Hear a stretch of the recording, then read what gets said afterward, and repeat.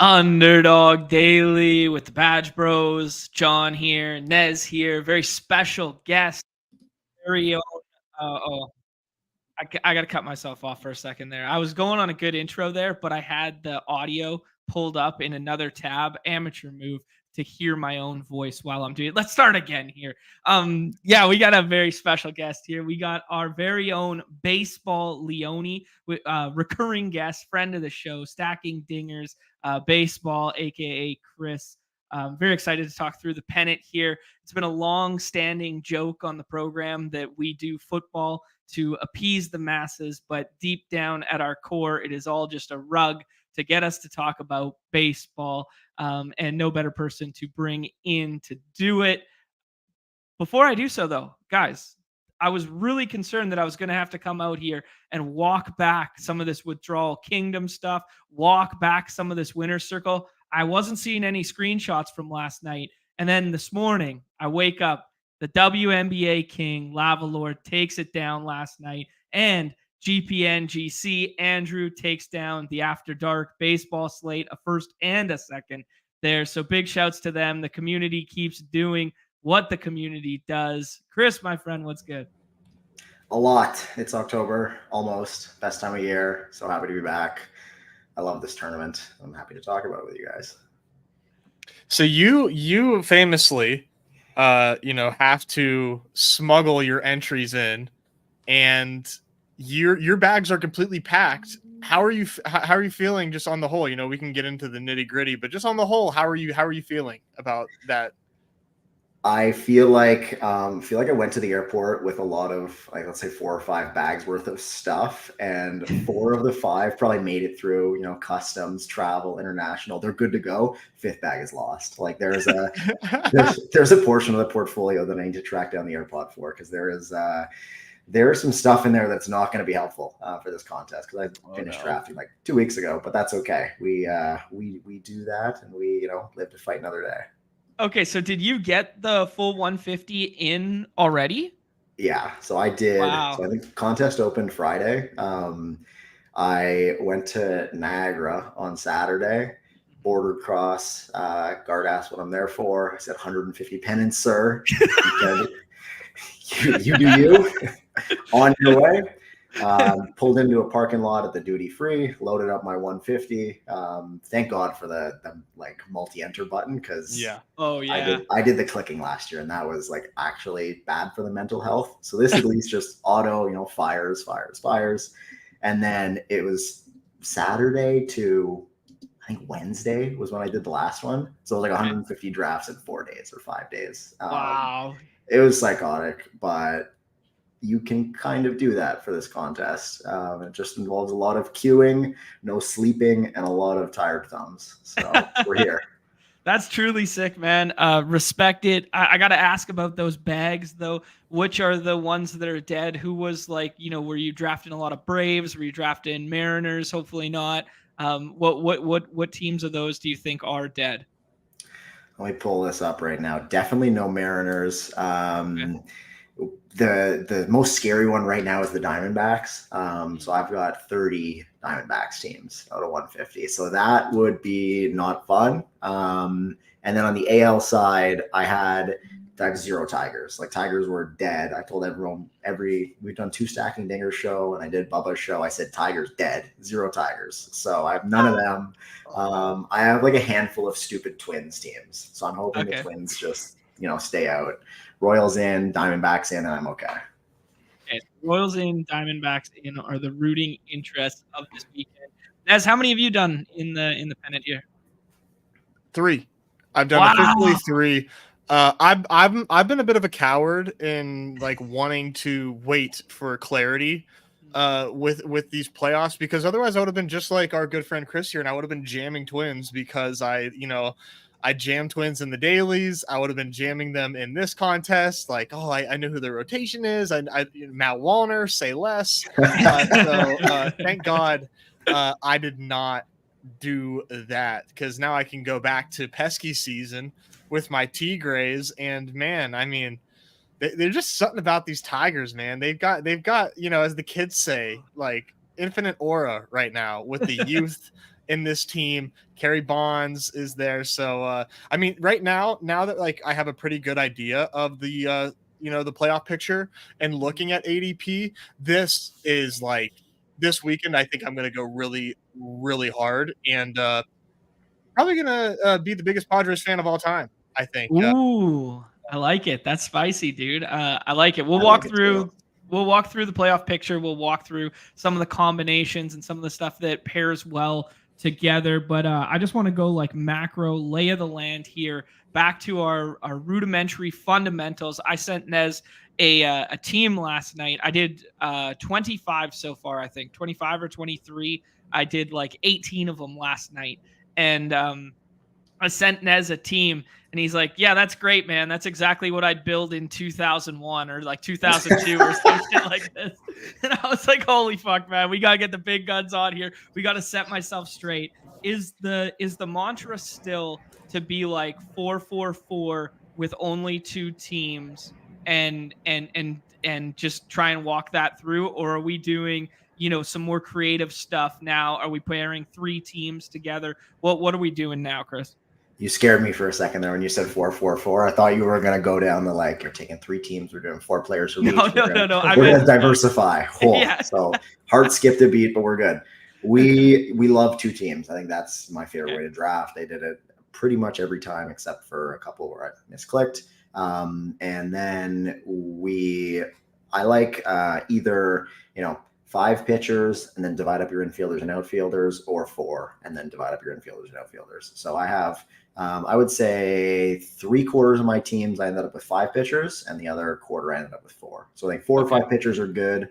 And then infielders and outfielders, I'm, either 3 or 4 is like typically fine, but I took some, 2s and 5s, 5s and 2s. I think that's also, I think you're good as long as you take like, 1 of each, that kind of thing.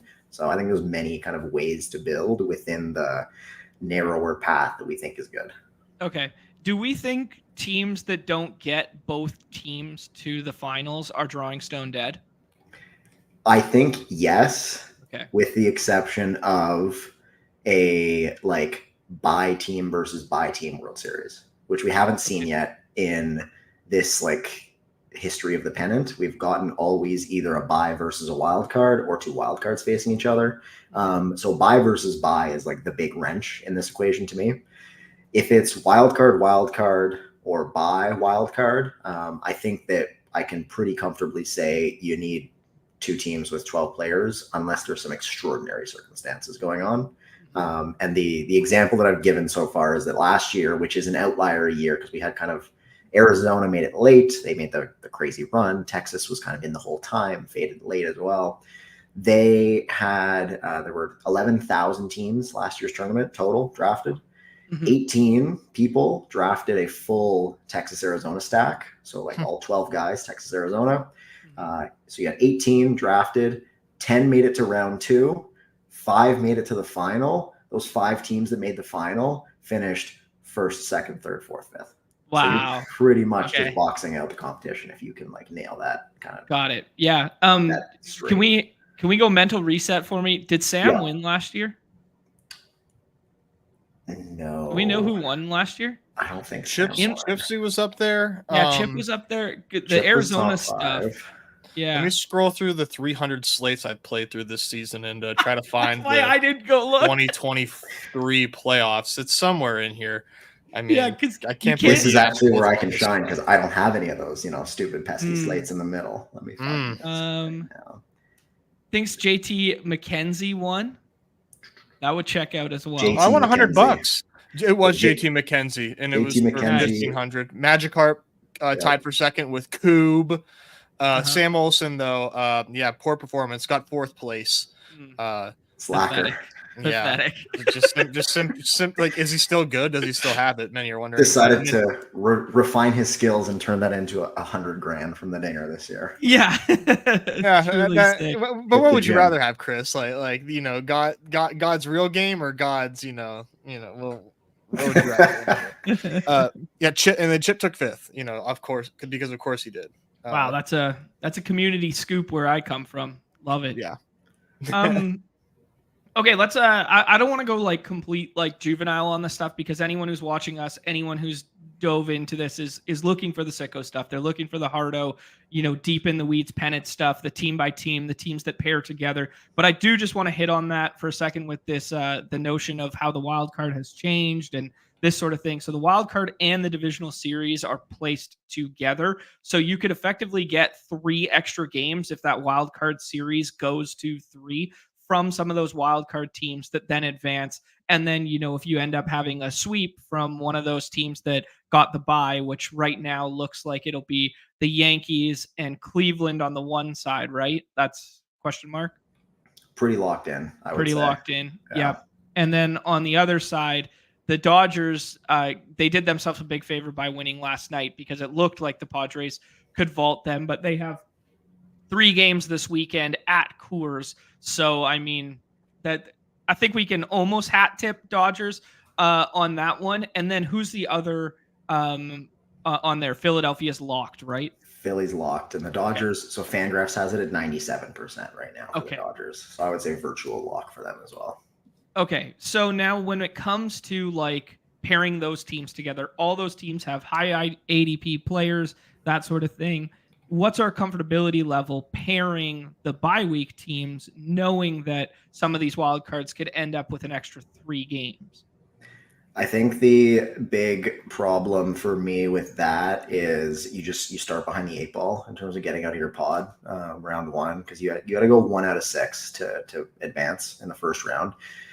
The difference here versus football is that the bye just gives you less games, not no game. So football is like a full straight 0. So that really kind of cranks up the difficulty and pairing those together. Here you could hypothetically, you could get if your bye team goes 5 games in round 1, that's pretty much the equivalent of a full slate from a wild card team. Right. Mm-hmm. I think for me, if you're looking big picture portfolio, the tough part with pairing the bye teams together is A, they're expensive, like you said, and B, it just introduces this element of randomness to advancing out of round 1, which is tough to prepare for. I think we have a straighter path and a better edge in taking some of these cheap teams and more fringy teams and just cornering, that portion of the World Series kind of map. And then just big picture, based on kind of Pinnacle odds and Fangraphs odds, somewhere between, let's call it 25 and 30% of the time, you're going to get a bye team versus a bye team in the World Series, which means the whole other end of the spectrum is the other 75 to 80% of the time, or what did I say? 70 to 75% of the time. So that's I would like to play for that fat chunk of the distribution more so. Okay, that's really good to put the numbers to it there. I just had his sheet pulled up. The link in the bio to the sheet, which we're going to kind of walk through in a minute here. But I thought I'd bring up a visual just so we were kind of all on the same page here, and we're it's just more aesthetically pleasing to talk through and look at like this. So when we're referring to those bye teams, pairing like LA with Cleveland, pairing the Yankees with Philadelphia, stuff like that, which are very, very hard to do. But it's very hard to do in a logical manner with the top end pieces anyways. But yeah, just talking through the potential of that. Where do your eyes go, guys, when I bring up this postseason picture here, which is almost solidified, not completely, but yeah, where do your eyes go? What are some of the combos that make sense to you guys? I really like go ahead, Chris. I really like the Astros again.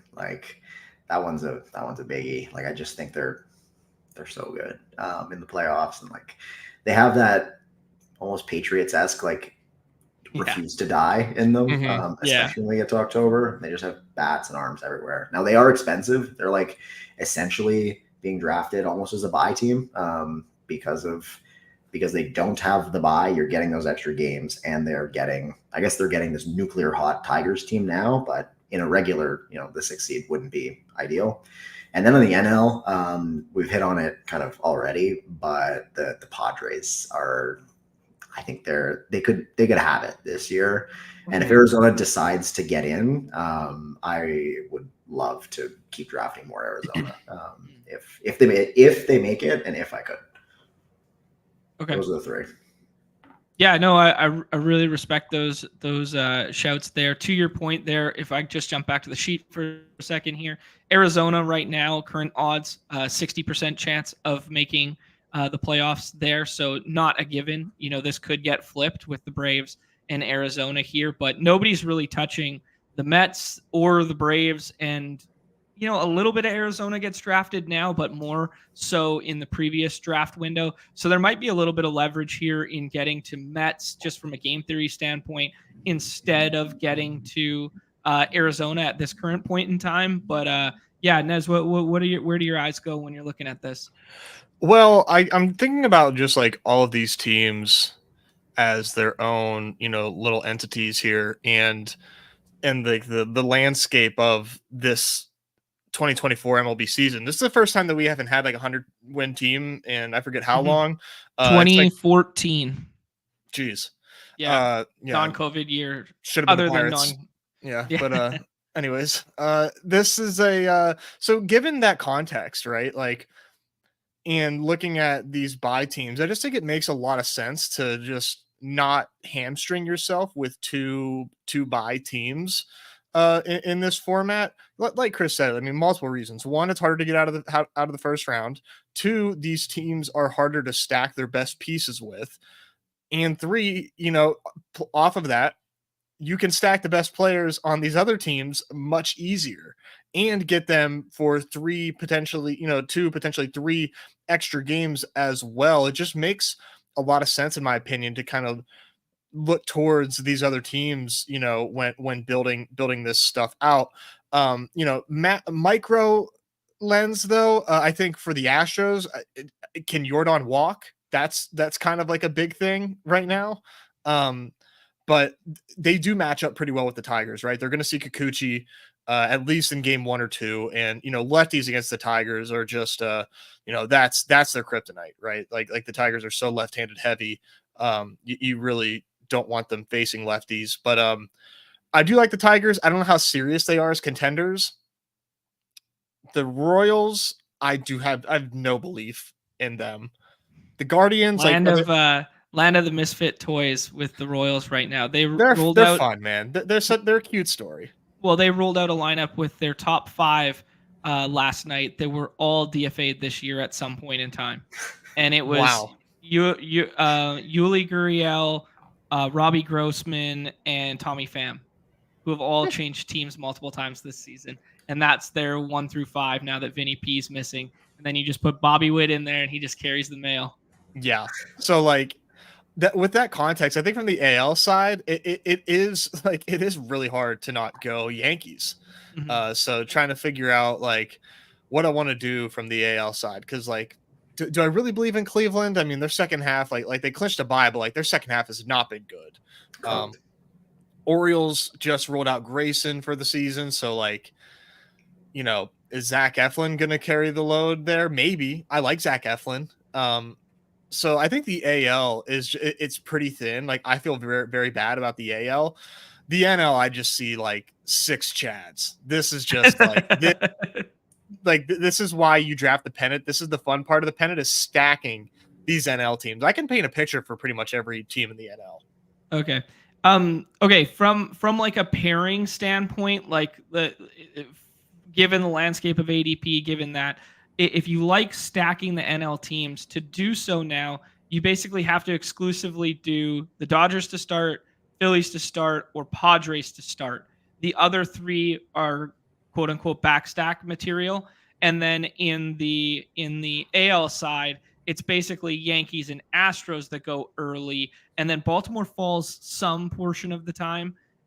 But they're kind of like next in line in ADP, and then Guardians become like the cheapest of that is like more secure. So just painting a picture relative to ADP for us. Man, I really wish Padres were like a 6 or something like that, so that we could get them a potential NLCS of them versus the Dodgers. Would just be so fun and electric. I like the Phillies, but I'm sick of seeing them in the NLCS. I wanna shake that up, and I think that San Diego LA series would be electric. Yeah. Anything else you guys want to say about playoff picture, about potential teams getting in, flipping, Yeah. pairings, anything? Yeah, well, so like we have the 6 seed D-backs, and like you showed in Chris's sheet, which is excellent, by the way. It's in the description. It's a must if you're drafting these. Just give it a look, and you're doing yourself a disservice to not look at that before you draft.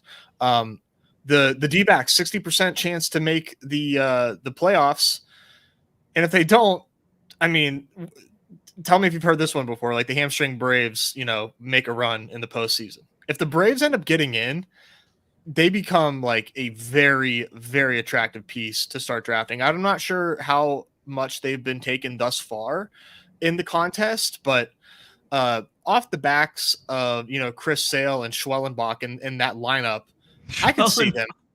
Love it. Dude, he's been pitching pretty decent. I told you when he came up, dude. Everybody was disrespecting him.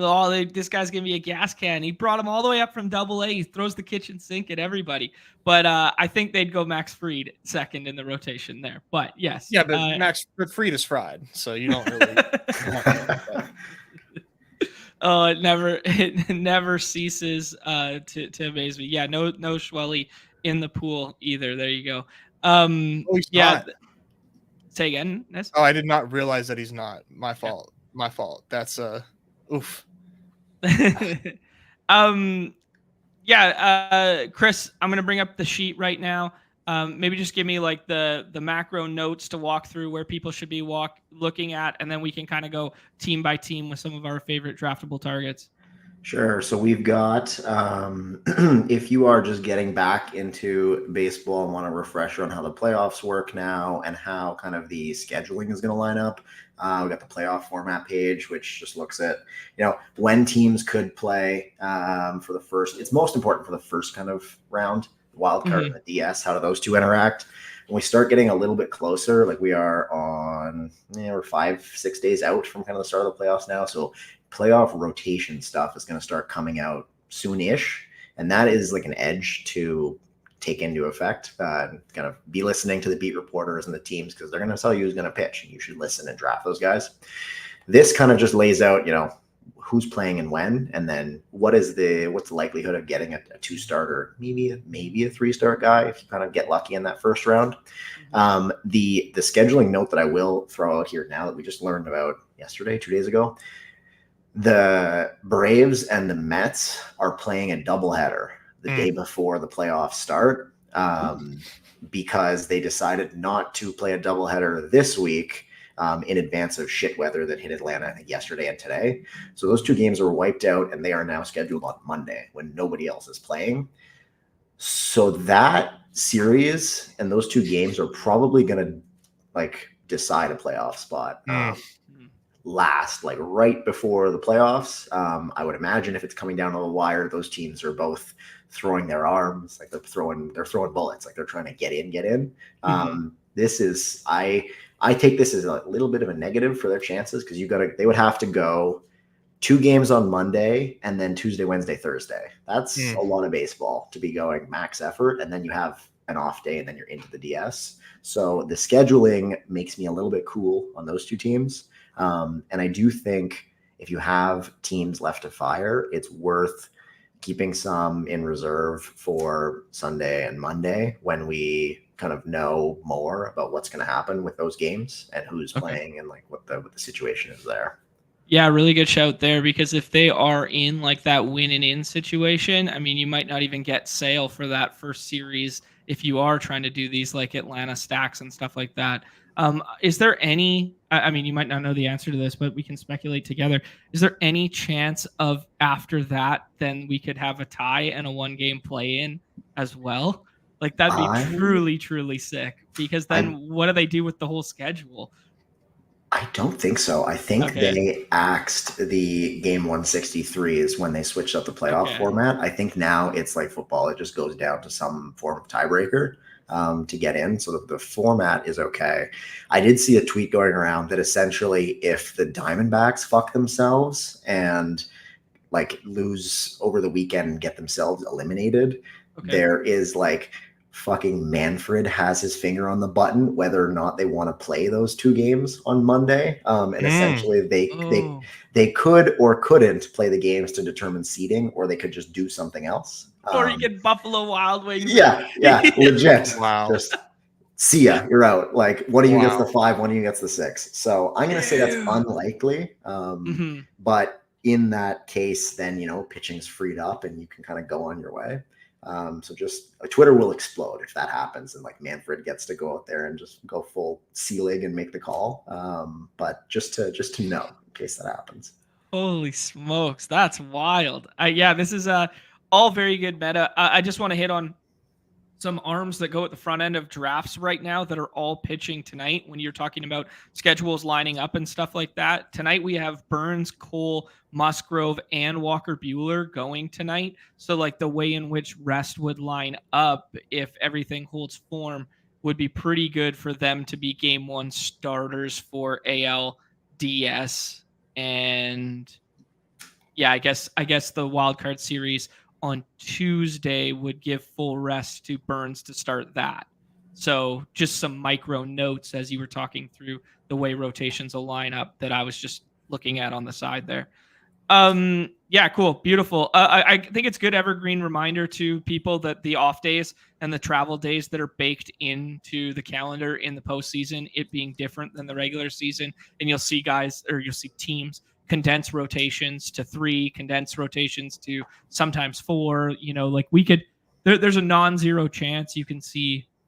So yeah, some really funky condensing, especially like if you look at those double off days after game 1 and game 2 in the AL there, you could see the same pitcher in game 1 and game 3 or game 3 of the wild card series. And then game 3 or game 2 rather of ALDS, if that made sense to anybody. It did. Yeah. Okay, cool. Let's go through some of these teams and some of the targets that we've been looking at. I don't know what it was about my draft slot and stuff like that last night that I found myself going heavy Dodgers. I didn't love it, but I did get some very nice combinations of the Dodgers. I think the Dodgers in a vacuum, their pitching is just so effing weak, man. They are absolutely shattered. Maybe we'll start in the NL because I naturally started with that conversation there. We were joking behind closed doors. Nez brought up the fact that what if Jack Flaherty had just stayed on the Tigers?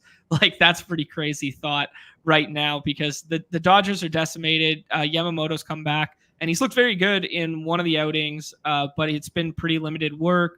Knack's been all over the place. We have Michael Kopech penciled in here who has been out of the bullpen. I don't imagine he gets a start unless they go like a full bullpen game there. Yeah, man, Dodgers pitching is ugly, but you can get some nice combos of their front end sticks. But I don't know if this team is longed for it this year. I don't think so either. Like the pitching is like a real thing that has held them back in the past. And like they got one of the deepest sets of mix and match arms that gets them through the regular season because they have like a nuclear offense. And they, mix and match with their offense as well to a certain extent. But like that's tough to roll out in a 7-game series and expect like, Flaherty, Buehler, and Yamamoto's been kind of awesome. But like that is dicey, especially when like you look at the Phillies have 2 legit guys and then some other dudes that are consistent. The Padres have Cease, who's been awesome this year, and then a couple other arms. Like the Dodgers, like from a real life baseball winning perspective, pitching is a problem for me. Yeah, 100%. I wonder how many teams have drafted Dodger stacks and threw Bobby Miller on there. They should just be eliminated from just the contest, just in general. He's been a complete and utter gas can in the second half here.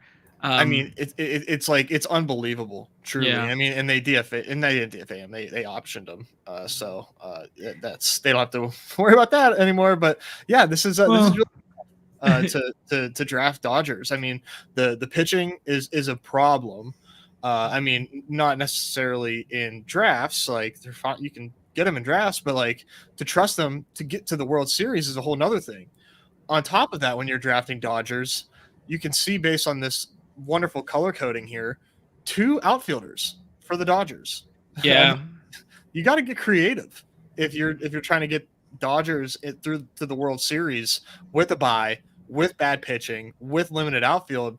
You really need to like think about how you're trying to get your Dodgers through. They pair very well with Cleveland. The problem being that both of them are going to be bye teams. But just in terms of like positional designation, they pair well because of the outfield options on Cleveland available late. So that's one thing that I noticed last night, but it's not a very comfy duo and comfy click. Mm-hmm. Both are thin at the pitching. Anything else to say, Dodgers, or can we move on here? I got one. If you notice the ADPs for those first 3 guys, like when this thing kind of started, it was like, whoa, shit, I can get, Shohei, Mookie, and Freddie. Like that's like a once in a lifetime kind of hit. 1, 9, 14. If you like lay out the draft slots, that is beginning of first, end of second, beginning of third. So that I think it's happening more than we think, and more than previous years. So don't like get too kind of crazy ahead of yourself. You land that as a combo thinking no one else has it. This to me feels like people are almost letting other people. You start with Dodgers. Like last year, people were fighting for the Dodgers. This feels like people are, if you pick Shohei, like people are like, okay, I don't really feel like jumping in to take Mookie or Freddie here. So just like have that in the back of your mind. Yeah, especially the way Freddie's been going lately comparative to those other two, that team's really just been carried by Ohtani. And I think people are just kind of like, this isn't the Freddie that we're accustomed to seeing right now. So in terms of scoring fantasy points, so I think people are like not fighting you for Mookie Freddie on the other side of the board in any regard. Phillies seem to be a big favorite of people, but they're pretty easy to pair together right now. You could do that Harper Nola thing on the right hand side of the board, or sorry, Wheeler. Harper on the right-hand side of the board, and then nobody really fights you for them either when people stay in their lanes. So it is a good team to scroll, in my opinion, because you can get like some unique fourth piece in the last round, and their pitching is deep. I don't know where you guys fall on the spectrum of if it's going to be Ranger Suarez or Christopher Sanchez as kind of the third in that rotation. So macro thoughts here. What do you guys feel? I'm stealing Sheep's take from our last show on the order of the big Phillies. I think Wheeler is more important to get than Harper. Like I think if I end up like if I come into a draft wanting to take Phillies and have the opportunity to, I at this point would almost rather take Wheeler first, lock in him, and then hope that somebody lets you have Harper back, then take Harper and hope that Wheeler falls to you. I feel like that is the correct order of guys. I could not agree more. I noticed that in like one of my very first drafts last night that I was like, yep, that's the move. And then you layer on the Harper's dealing with a little bit of elbow stuff right now too. And there's this small little wrinkle of they really need the bye to hopefully get him back to full strength. Exactly. And then like, let's say, you take Wheeler, Harper gets taken by somebody else. If you take, if you then land 2 of Turner, Schwarber, Nola, I think that's fine. Like it's not the end of the world. I think if you sacrifice Harper to guarantee Wheeler. Mm-hmm. Nez, anything Phillies stuff you like? Yeah, I mean, I totally agree with you guys. I think Wheeler should be going ahead of Harper. So that just kind of makes the Phillies stack. You can get that at any draft slot unless somebody else has that idea before you and wants to take Wheeler ahead of you. That I think is like a fantastic piece of info there. The Phillies obviously look like a wagon. They have the best like probably one of the best complete rotations in here. Maybe you can argue Padres can rival them, but just a really, really solid team. And I'm just the type of person too that has faith in every piece of this order in Philadelphia. Like when the calendar turns to October, their lineup just like turns it on. So if I'm left with Stott, Real Muto, Marsh, Castellanos, like these type of guys that are less desirable, I'm totally fine with it because these guys just clutch the hell up in October. And they play every day. Like those 8 guys play all the time, no matter what. There's no like mixing and matching like Dodgers kind of, playing around. It's like those 8 dudes play, and then there's a 9th guy in there somewhere.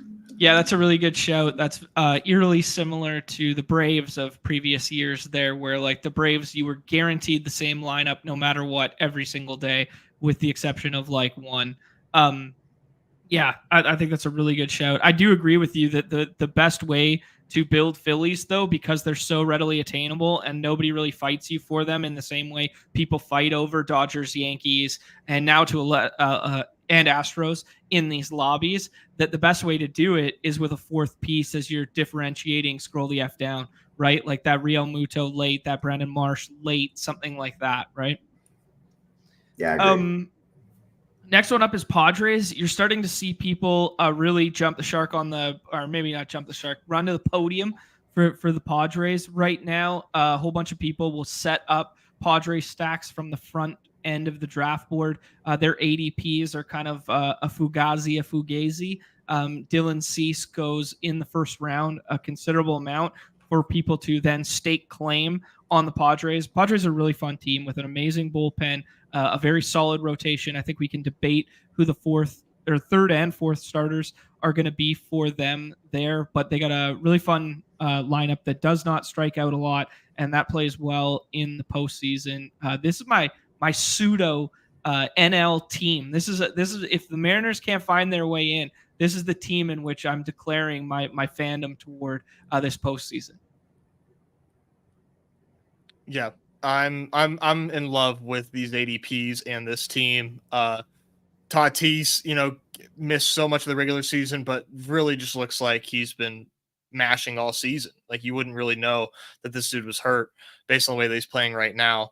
You want to talk about everyday players, like we were talking about with the Phillies, like Arias is going to hit at the top of that order every single game. And they just very easily gettable pieces, and that 1 through 6 that that Arias to Cronenworth, I think all those guys are just great to pair together.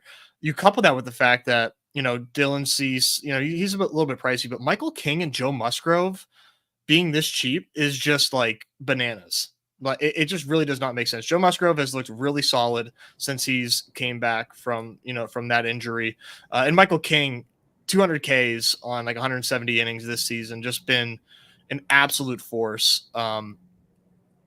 This team is definitely like my favorite to be stacking. Even Darvish looks good, guys. Even Darvish looks good. Never wrong, just early. Yeah, well, what do you think, Chris, on the Padres here? I will say, sorry, before I ask you a question and then cut you off immediately. Classic John. That corner of the playoff picture looks the scariest to me.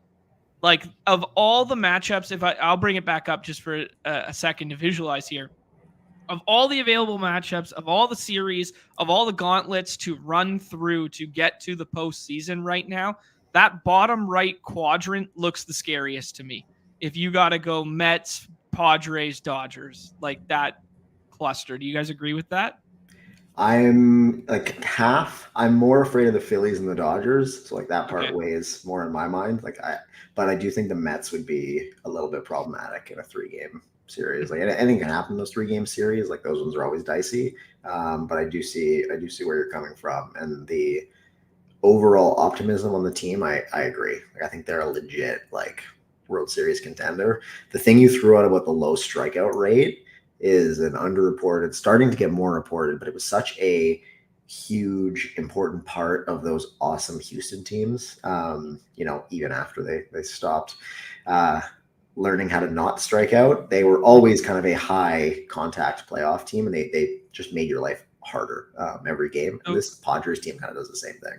Yeah, that rings true of Cleveland when they've gone on those runs there, and then the back-to-back World Series trips for the Royals in the early 2010, whatever, like 14, 15, whatever it was in there when they went back-to-back, those low strikeout ones, because, when you play the same team 3 days in a row and you wear down arms, you wear down their bullpen, you get into the bullpen early, like shit like this matters, and the way in which you do it is going deep in counts and not striking out. They got a bunch of quality outfielders too. So if you land on a like AL team with heavy like infielder team, this is always a really nice way to like boom, Tatis, Profar, Merrill, done. Like there's 3 solid outfielders you can lock in. And Bogarts, Cronenworth cheap, Arias cheap. Like there's options here. Those 7 guys are playing in every game. Yep, love it. Anything else to say there, Jets, or we move on? No, they're a smash. Agreed. I agree. Milwaukee is an anomaly to me. I have only touched them once in the first 20 drafts or whatever. I don't believe in them. I don't believe in the pitching. I don't know. I was wrong on them all year long. William Contreras and Willy Adames can smash and they can get over with ISO. But, Jackson Chirino had a really good end to the year, almost kind of pushed his way into back end NL Rookie of the Year conversation there. But I don't believe in the pitching here. I don't believe in. Yeah, that's all I got. I don't believe in it. Agreed. Out. They just don't do it for me. And then like drafting them, Peralta, yes, definitely getting the ball as soon as he can. Montas second, and then it's after that it's like your best guess, and none of them really make a difference to me. They have some nice hitters. This was like a back stack team for me, not really a priority in terms of the cheaper teams, in my opinion. It would shock me if this team made a run. I mean, the pitching, it's just like, it's amazing that they even were fighting for like a bye. To be quite honest, I'm like, how the hell is this team hanging on? I mean, obviously the offense was just like clicking so well. But yeah, this is a team that, I mean, I mean, with the Diamondbacks last year, you could see it sort of, like, okay, like their lineup, like I like the lineup, and, they do have Gallen and they, and I could see, Merrill and some of the other arms that they had. Even Freddie Peralta has just like not been that guy this season. So I would just be like utterly shocked if the Brewers made a run this season. I can't really see myself getting to any Milwaukee builds in my portfolio. It kind of felt like they started hot. Yelich was on like a crazy trajectory, and then they were like, holy shit, we're here. We're getting Rhys Hoskins back. Let's start like adding some arms to this because we might have a legit chance. And then they just kind of like kept going. And I don't know. It is a little like shock the world team esque here. But if I'm going to be like backstacking and building teams like in a quote unquote intelligent fashion, if I'm looking for an NL backstack, I'm going to take the ownership discount on the Mets. I alluded to that right-hand side corner being scarier to me in the playoff picture, but I think I'd rather bet on the Mets right now than bet on the Brewers just based on what I see from a talent standpoint and the way those teams are kind of like going momentum in quotations wise. And I think the Diamondbacks, bad matchup for the Brewers in round 1. I think the Mets or the Braves, bad matchup for the Brewers. And then if you win, you're like, reward is you get Philly in round 2. Philly is Philly's kind of built for a 5-game series. Like that's almost perfect for Philly. Like you go, here, take this Wheeler, Nola, Sanchez, and Ranger, and go fuck yourself. Basically, like that's tough. Like that's a 5-game series team. To your point there, if you do end up seeing some of these lefties in the Mets rotation, or you see some of those lefties, if you run into 2 lefties or whatever, they have like 3 lefty killers on their team, the Brewers, in Adames, Contreras, and Hoskins. But as a team, like collectively, they've been bad against left-handed pitching this year. So I don't know, just to layer on your point there in terms of matchup there. I'm noticing I see. When you block out this column, the arms shift down. Just FYI on the sheet in the future there, because Mania is obviously a lefty, Severino's the righty, blah, blah, blah. Anyways. Yeah, the further we get out into the shit teams, the wonkier the formatting gets, because I didn't spend much time on them. Oh, that's funny. I like that. Braves right now, low-key sneaky, although we alluded to that the potential weirdness in the games. Mets, low-key sneaky, but same thing with the doubleheader on the Monday there. If you are going to do a back stack with all the knowledge we have right now, guys, for the NL, Mets, Braves, or D-backs, who we picking? D-backs for me. Okay. I'm a Arizona guy. mean, I don't think they've had the best offense in baseball going back to like July. Just holistically as a lineup, they have a bunch of dudes they can hit. They got experience from last year, and I do like the number of quality arms they can throw in a series, like Gallen, Kelly, Fat, and then pick who else you want. Erod Montgomery's the highest paid long guy in baseball, and a bullpen. Yeah. It's pretty good. So if they make it, they're my favorite out of these teams. Yeah, I like it. Gallen absolutely dealt last night. That was a beautiful thing to watch there. Brennan Fott sandwiched an amazing start between two absolute gas can performances there. But that middle one just shows you the ceiling of him with the 12 Ks or whatever there. So yeah, I like the shout on the lineup. They got a lot of outfield options, and they platoon a shit ton too. So you can get really creative with some of these backstacks. So if you're doing like, hey, you're just doing 10 entries in this and you do an Arizona backstack, just think about flipping some of those ADPs. Like, do the Marte, Carroll, Walker, sure. But then, Jock Peterson's going to be staring you in the face for the next ADP there. Well, like Randall Grichuk pinch hits for him all the time, or Gurriel does as well. Like, just go for Suarez or go for, one of these other everyday players that is, just as a piece of leverage, because it's baseball. Yeah. Out of these three, I do really like the Mets. But like they've been sort of underwhelming all season, but I do think that this team is pretty dangerous. I feel like everybody. Sorry, Nez, but while you say Mets and we're talking about backstack and stuff, do we think Francisco Lindor's back for the very first game of the postseason? Like, we're good on Lindor's timeline right now? Wasn't he just in the lineup? Okay, good. I'm just checking. Yeah. I don't know. Yeah. Okay, cool. Mm-hmm. I mean, it feels like anybody with a pulse in MLB right now has like a 3.5 ERA, but they the Mets have a pretty nice rotation. Like, I don't know if they're like playoff caliber. You really got to put on your like dude hat when you're judging these playoff teams, because the postseason is just a different beast. But like, kind of a nice rotation. They've been pitching really well lately. And the lineup, man, is really, really good. It's really good.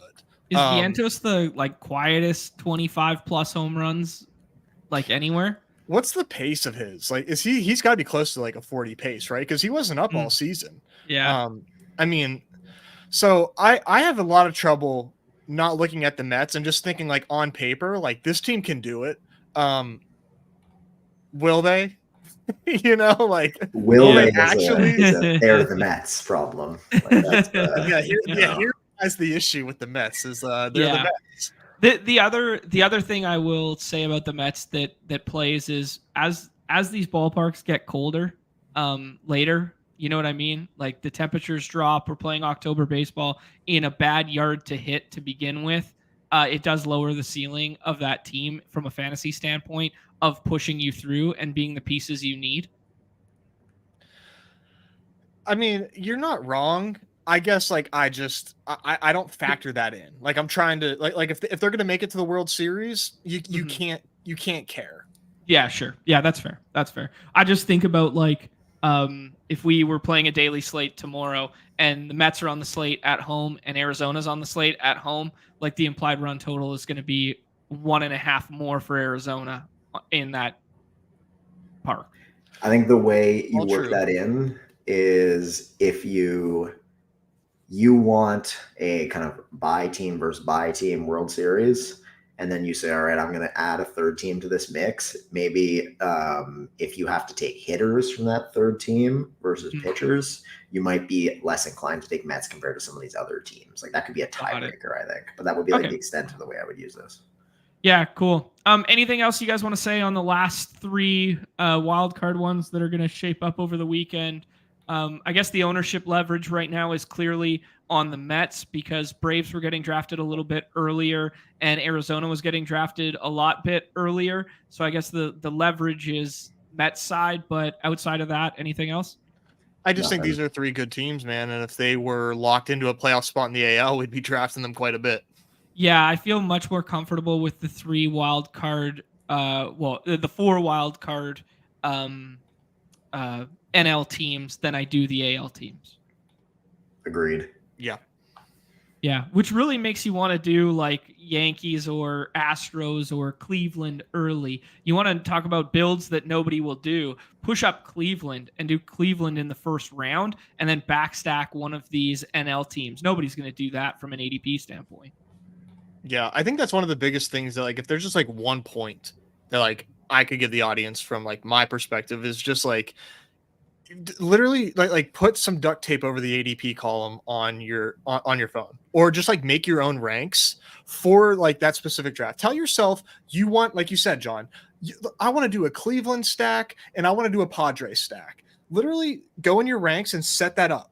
And then like you will only see that, you will build a good team, and you just won't get tricked by ADP, because we're just so used to being guided or pulled to ADP. It could not matter less. And that's evergreen for all these, most of these playoff contests, baseball especially, man. Like just don't do that. And it seems, and I think most people in watching this understand the importance of why you need just two teams, why you want just two teams in these lineups, because it's baseball and anything can happen. And rather than like chopping first with everybody because you have Schwarber, Turner, and Harper, you might have that missing piece of maybe Real Muto goes off, or maybe Stott goes off if you're building off those Philly teams. So yeah, I mean, it's so conceivable that like, hey, we get a down week out of insert name that, Stanton, for instance, or maybe Stanton gets platooned with some of these now left-handed sticks they have in Chisholm, or maybe they just use Jason Dominguez more than him or something, kind of funneling us into the AL talk here. Like, there's no reason to think that, hey, Lane Thomas sees UC Kikuchi twice in a series and he's a lefty killer and he takes him deep 3 times and outscores this guy who's going in every single draft, and Lane Thomas is not, and he has a bye. Like, like just thinking through range of outcomes with binary outcome sport like baseball. Sorry, I want to pile onto that real quick. This was one thing that I got more comfortable with this year as kind of the extension of, we've been very like stay in your lane, stay in your lane, stay in your lane. And then when you get a draft that does that, it's nice for everyone. Like everyone's like, okay, yeah, these are my teams. Here's my teams. We just kind of go down the list and it's like, all right, easy, easy, easy. You can like you can get through 2 rounds and then realize who everyone's taking and just like hit a like flash draft or just like sim through kind of the rest of the way it's supposed to go. Yeah.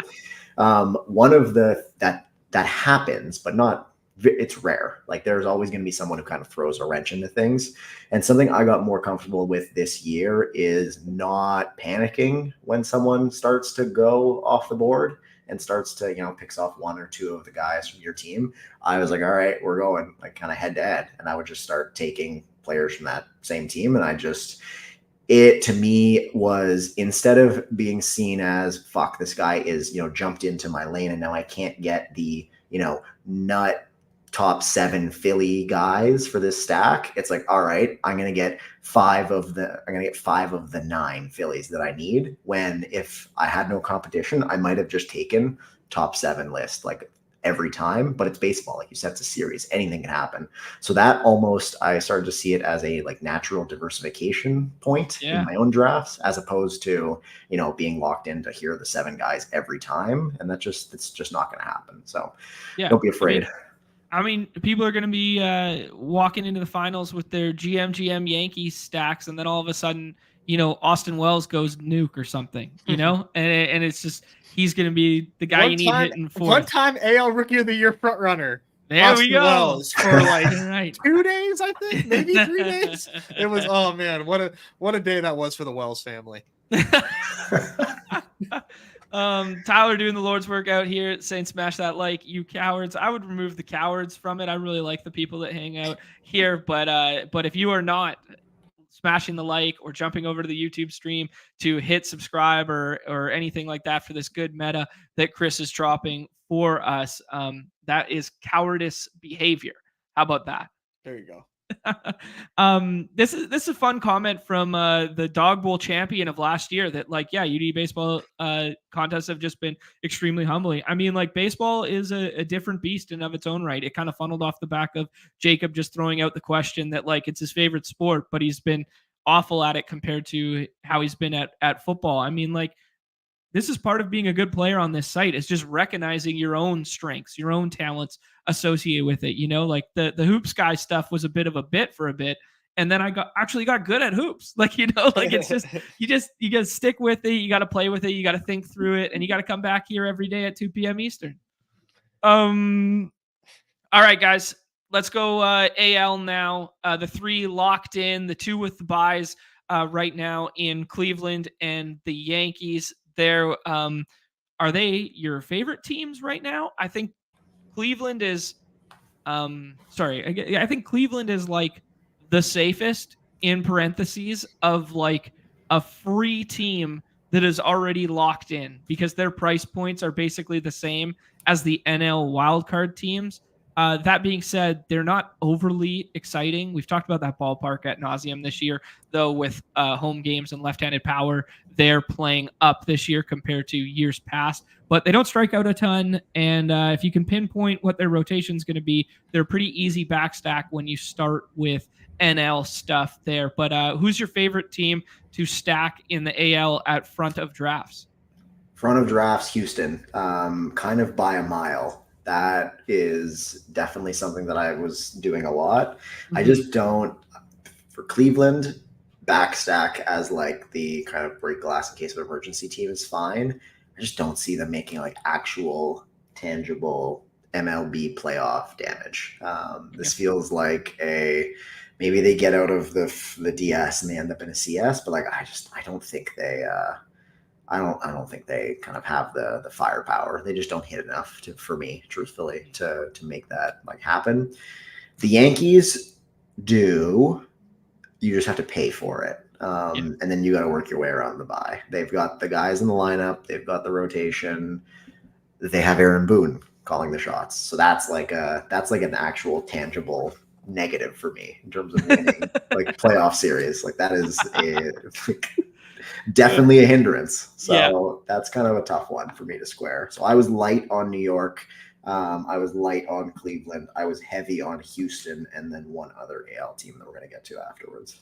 Yeah, I mean, if you look at that playoff picture again for a second there, if you're light on Cleveland, it makes sense because you were heavy on Houston, the way that corner of the bracket lines up. And if we want to talk about like cleanest paths, I mean, Houston's path is pretty clean. If you get the 6th seed and then you get to play Cleveland, we're just looking at the arms in that Cleveland rotation right now. I mean, it's not going to scare you to have a Tanner Bybee and a Gavin Williams, and then maybe they go Ben Lively next, I would imagine. But I don't know. That's a very good portfolio management tactic there. Nez, what do you like here? Oh man, you mentioned the Guardians rotation. Just it feels deeply unserious, does it not? Like this is giving. It's like Dodgers rotation, but can without Clase the offense, open and close in the same game? Can we go little league rules on this shit? Respect my Cy Young candidate. Respect my Cy Young vote there, John. Put him in left for a couple innings. Yeah, easy. Yeah, so just like looking at this team, man. I mean, I love the just like onslaught of lefties that they have. Like I think it's just a hilarious lineup construction. Obviously, love my large son Josh Naylor and Jose and Quan. Kind of like a very fun lineup. I mean, like, is this team really going to make a postseason run though? Really? And you miss them for the bye. It feels pretty tough, man. Like the Yankees, I can totally see it. Cole looking really sharp, and healthy, which is important. Rodon is definitely a question mark, and Heel with the bright lights. Like, can he turn it on? My bro science tells me Heel is going to be a monster in the postseason, but we've seen him have some really, really bad outings. So for me, out of these bye week teams, I mean, I'm going to go with the market on this one and go Yankees. I can totally understand why the market is not waving Cleveland, but that's leverage, baby. I mean, yeah, it is. Let's talk about the Yankees just in general. I got a couple questions for you guys. Are you guys scared that so much of their production just runs through Aaron Judge and Juan Soto? Are you guys scared that like the teams out there that have that GM combo just makes you want to not take like Aaron Judge as like a one-off or take Soto as a one-off and fight someone for Yankees and just be like, hey, I'll get my Yankees exposures when someone lets me pair them together? That's pretty much where I ended up. I ended up with, let me look this number up, 10 Yankees teams, 12 Yankees teams, somewhere in that range. So light, and almost, I would say most of those had Judge and then attempting to get Soto, and then there's a handful with Judge and Soto and Cole all together. So you can kind of, like the Soto ADP also has slipped. Like that one started at like 3 or 4 and is kind of continually drifted out. So if it keeps going for the next couple of days, it wouldn't shock me if there's more like Judge Soto teams that show up after this like round of drafting. The rest of the team, like the Jazz ADP, is objectively hilarious. That's just purely like, I got my Yankees, let's find the next Yankee and throw that on there. But like we said before, ADP is fake in general, and it's the most fake in this contest. Like just search the team name and start highlighting guys here. I like essentially.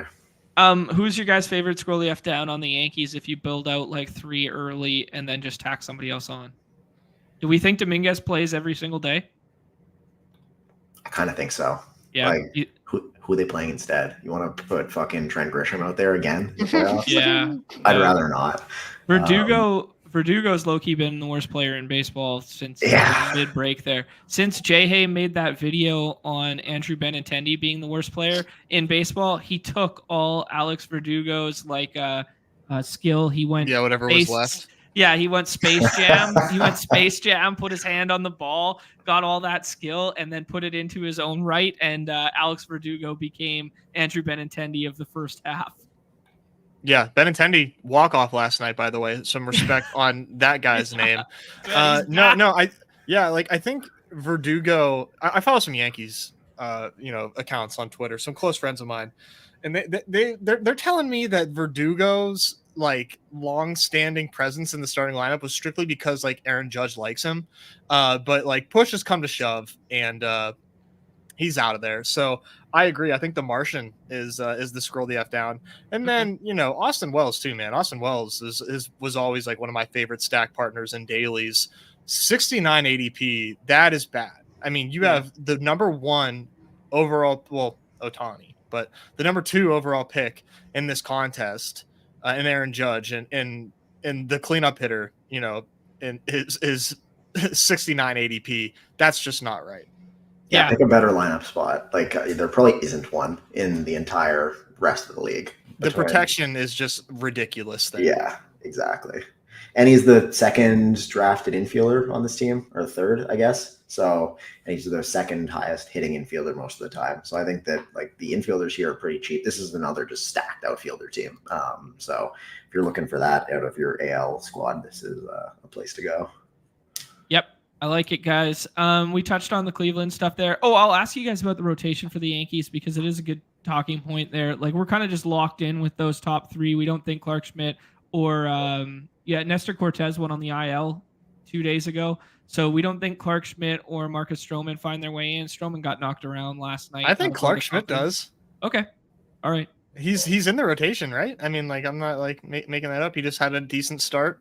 Yeah. His last time out. Now you can have whatever confidence you want in Clark Schmidt, but like if I'm building out a Yankees team, I think Clark Schmidt is probably on the table. Okay. Yeah, I think for me, I think they'd have to make it to the 7-game series for him to matter. Like just looking through the schedule stuff. Like if we pull up that initial schedule here, like you go Cole in game 1, then you get an off day, then you go Rondon, then you get an off day. I mean, Cole's coming back for this game. That's 4 days. Yeah, AL guys can go, I think, 1-4 pretty comfortably. If you really wanted to. Yeah, I mean, maybe Luis Gil or Clark Schmidt starts in game 3 here because they're like up 2-0 or something like that. But I am a little skittish on the depth of that rotation mattering. Yeah, I think Stroman's a 0. Like, I don't think he's getting a rotation spot. Maybe he's a long guy. I think it would be, for me, it was Cole, Rodon clearly 1-2. There was a little bit of heel, maybe bullpen, I don't know, but I feel like he's getting the ball at game 3 now. And then Schmidt, definitive gap to Stroman and anyone else. Yeah. Can Luisio win AL Rookie of the Year? Can he? I think he has some pretty good odds right now. I think he's the front runner. It's like him versus Colton Cowser, basically. Yeah. Which is kind of embarrassing because where's Wyatt Langford at, bro? He's had a nice second half. Next year. Yeah. Next year. We will get fooled again. We Yes. will get fooled again. I don't think we got fooled. I think it just took him a little while to adjust, and then he got hurt. I mean, his ADP was crazy. Him and Nolan Jones's ADP were crazy, but we'll talk about that another day.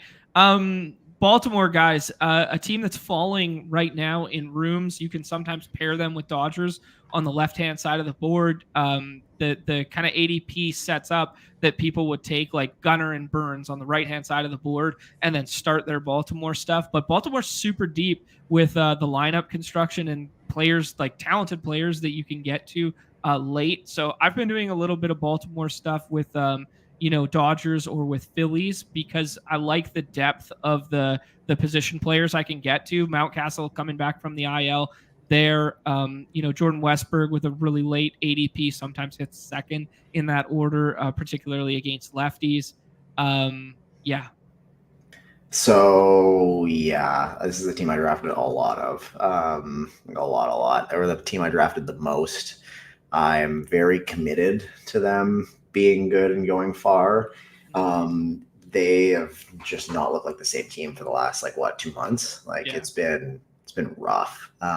They were in a middling hitting team with a pitching staff that's pretty good but not great. They lose Grayson. The only silver lining painting that I would give this team is this feels Texas-y, kind of from the end of last year, where they were in this race with the kind of big division team for all the whole year. They had a grip on it. They lose at the end. They come into the playoffs, and the stacked offense just goes nuts. That would be the path for these guys. The lineup is great when it's good, and then it's bad when it's bad. But I think you get a couple clear in, and then like you said, there's a bunch of nice kind of mix and match options late. So if somebody wants to get in there and take an Oriole or two away from you, go ahead. There's 5 other guys that could put up points in the playoffs. And then pitching wise, Burns is in. I think Eflin is probably too cheap still. I think he's just definitely getting the ball game too, and has been pretty good since they traded for him. And probably Kramer after that. I think it's Kramer 3. I think it's Kramer 3, but probably short leash Kramer. That's you put him in there when you have your big Baltimore stacks, but I wouldn't expect the world from him. Yeah, I think that's a really good breakdown there. This is good balance at infielders and outfielders too, but there is a lot more pinch hit risk in this lineup than there was previously in the early going of the season. They got some absolute lefty killers on the bench in Emmanuel Rivera and Austin Slater. I mean, Austin Slater very well could be leading off when they face a lefty, so just keep that in mind. If they run into Rondon or they run into Yusei Kikuchi or whatever. Nez, anything else to say on Baltimore? No, I mean, it's, another really bad rotation, for the playoffs. It's pretty rough. And, it's the thing that I think can hold up is I think Eflin needs to really tap into his best self for, a month straight. And if that can happen, then I think they have a shot because the lineup is filthy, so it's a very interesting team. I kind of liken them to the Dodgers in that sense, where just really good lineup, really questionable rotation, but knowing that they have Corbin Burns and if they can get him, locking up like a game 1, they might be able to scratch and claw their way through. I think I like their chances, or at least for our intents and purposes, I like drafting them more than I like drafting Dodgers if I'm comparing the two. Maybe a hot take, but I agree. I will say in terms of a lineup that could score 5+ runs in a game kind of deal and win that way, they are very intriguing from a fantasy standpoint because left-handed power plays so much better than right-handed power in their home ballpark. They've got a lot of left-handed and switch hitting sticks there, and then they would most likely play the Yankees. And what plays so well in Yankee Stadium? Left-handed power. So if you want to stack the shit out of some of the left-handed pop, I will not fault you there because they have some of the best left-handed pop in baseball in Gunnar Henderson and Santander. Yeah. Last O's thought is the way that the playoff bracket breaks out right now. They're locked into the 4 in the AL. So I believe that means they end up on the Yankees half of the bracket, which means correct. You have to beat the Yankees probably at some point to make the World Series. I would rather, as Baltimore, play the Yankees in a best of 5 than a best of 7. I think their pitching disadvantage is like less. It's lessened in the short series. You can get creative. You can do some things. And like you're the underdog, shorter series, embrace the variance. Cleveland would be an easier matchup, but beating the Yankees in 7, I think, is harder for them than in 5. Where's another place that left-handed power plays well? Oh, Cleveland. Shit. I'm falling in love with left-handed O's, guys. You're making me feel so much better about this. Yeah, the other thing I wouldn't sleep on is he's probably not draftable in our contest, but Albert Suarez has actually been good.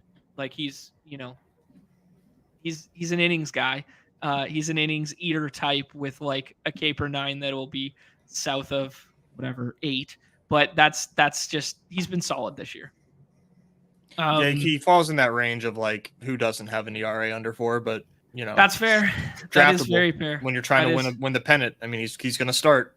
Something I experimented with more this year than in years past was getting more lopsided on the team I thought was going to win the World Series. So like instead of just going, I basically cut out my 6 and 6s this year. Yep. You can't fill out a full team in the World Series if only one of them makes it. You need 7 to kind of start.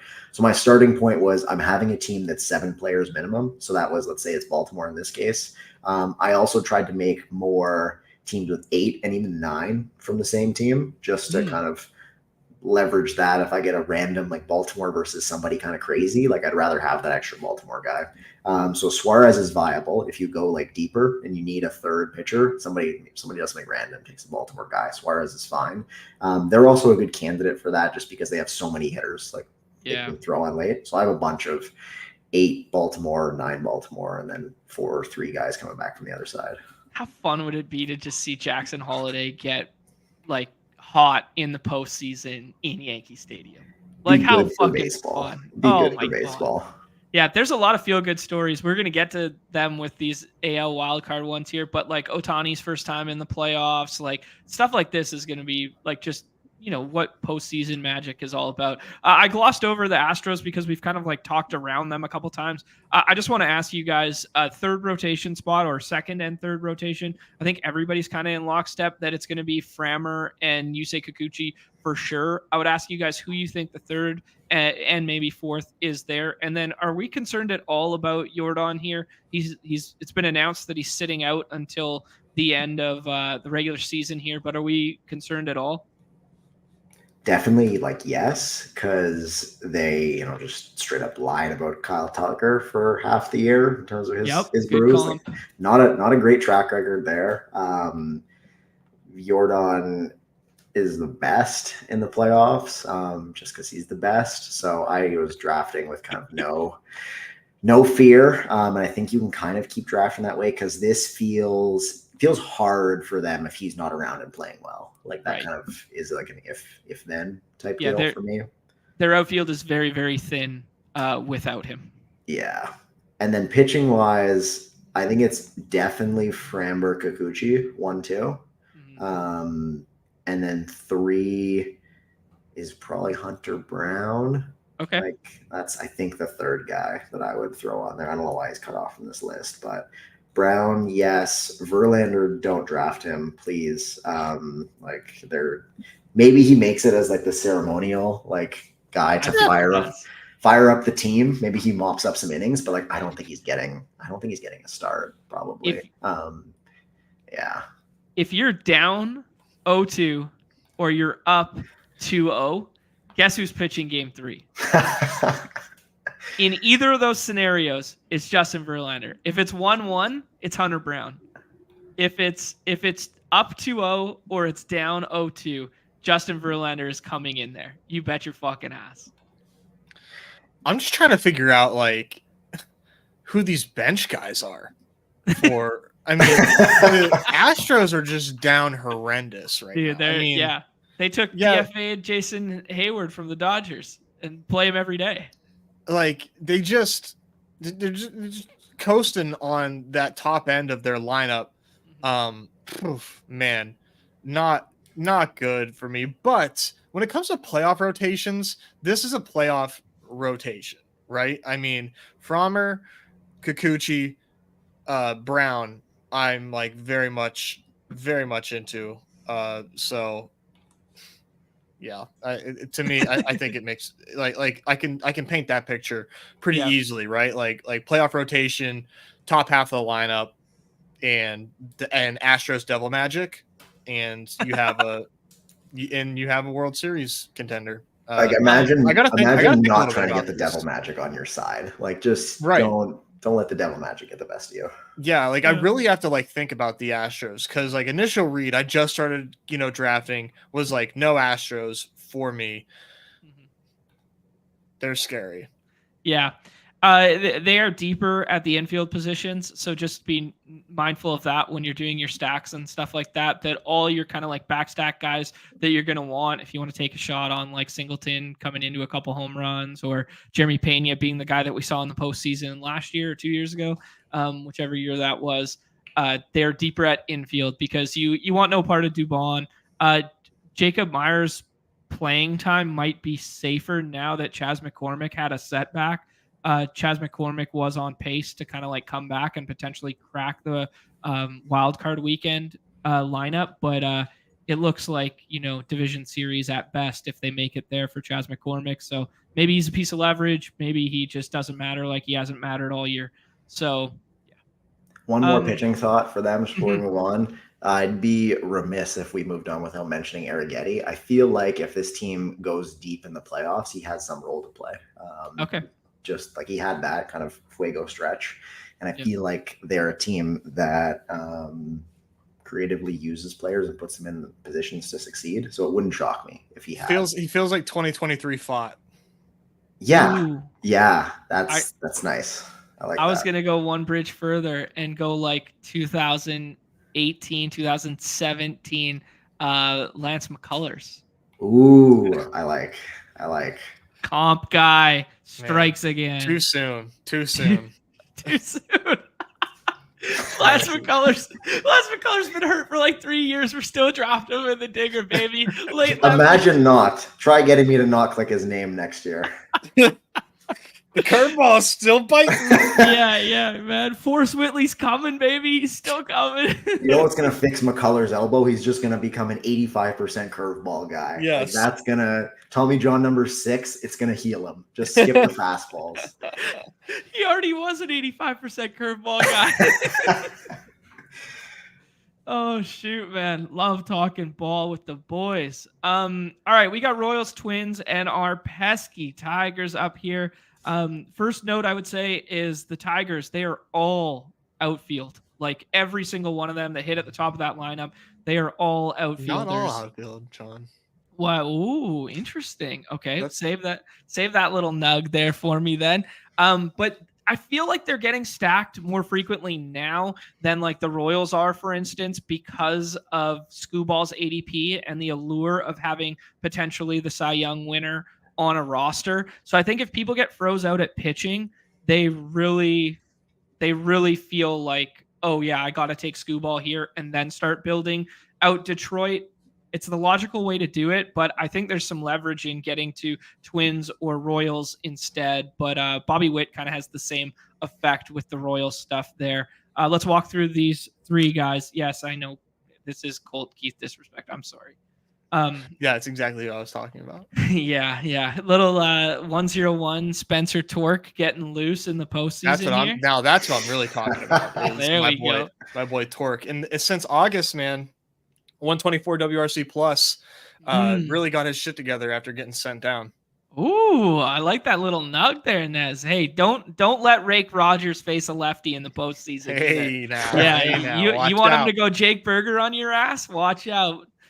All right, guys, what do you think here between these three teams? Your favorite to stack, your favorite pieces. Ooh, man, I wish like we could swap rotations for Detroit and Kansas City, because the Detroit rotation it's just not gonna do it, right? Like is Kiter Montero like locking shit down, start number 2? I mean, we all love Reese Olson, right? Like he's a darling of ours. Yeah. This old Reese boy like holding shit down in the postseason with a but maybe once again everybody has a 3.5 ERA. Casey Mize cannot be on this roster if they want to make any sort of run. He has no place on a team trying to win baseball games. I'm sorry. I think they have him out of the pen now, and I don't think that's really working too well for him either. He's just gonna get crushed. So the Tigers are super fun. I love them to death. I don't know that I can. That this can work. I just don't know that this is going to end well.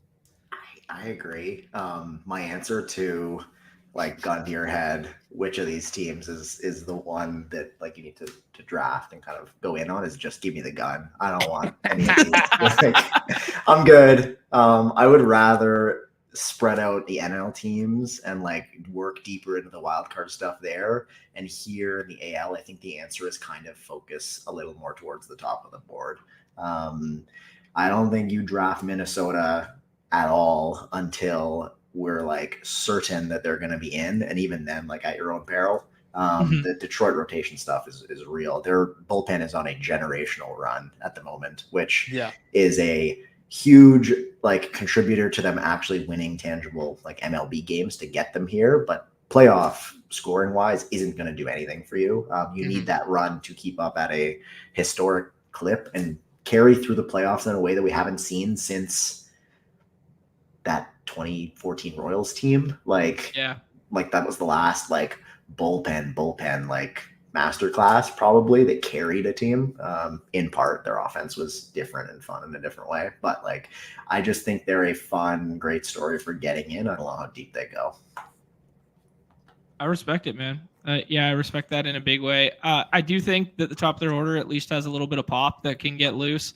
There are some big bats here that they could shock the world and scare some people by just hitting the long ball. But yeah, the pitching is definitely thin. It's kind of funny to have this conversation. Like obviously they didn't expect to be here like this early and stuff, but just looking back to the way that they like built their team like a couple years ago, I think if you had been like, hey, they're going to make the playoffs in like 2024, you would have been like, oh yeah, that's like obviously because Scooball, Mize, and Matt Manning are nasty. Like that's like how they would have been. Nick Goodrum finally like Nick Goodrum.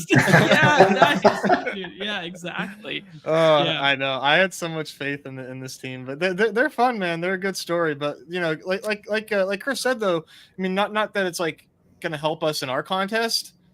The bullpen is on just an absolute tear right now. They've got Ty Madden in there as well. Shout out Ty Madden. I believe he was a first-round pick out of Texas. One of my like favorite arms from that class. I don't think they're gonna like give him a spot start or anything, but I'm just gonna be rooting for him. But I can't really imagine having too much financial ties to Detroit.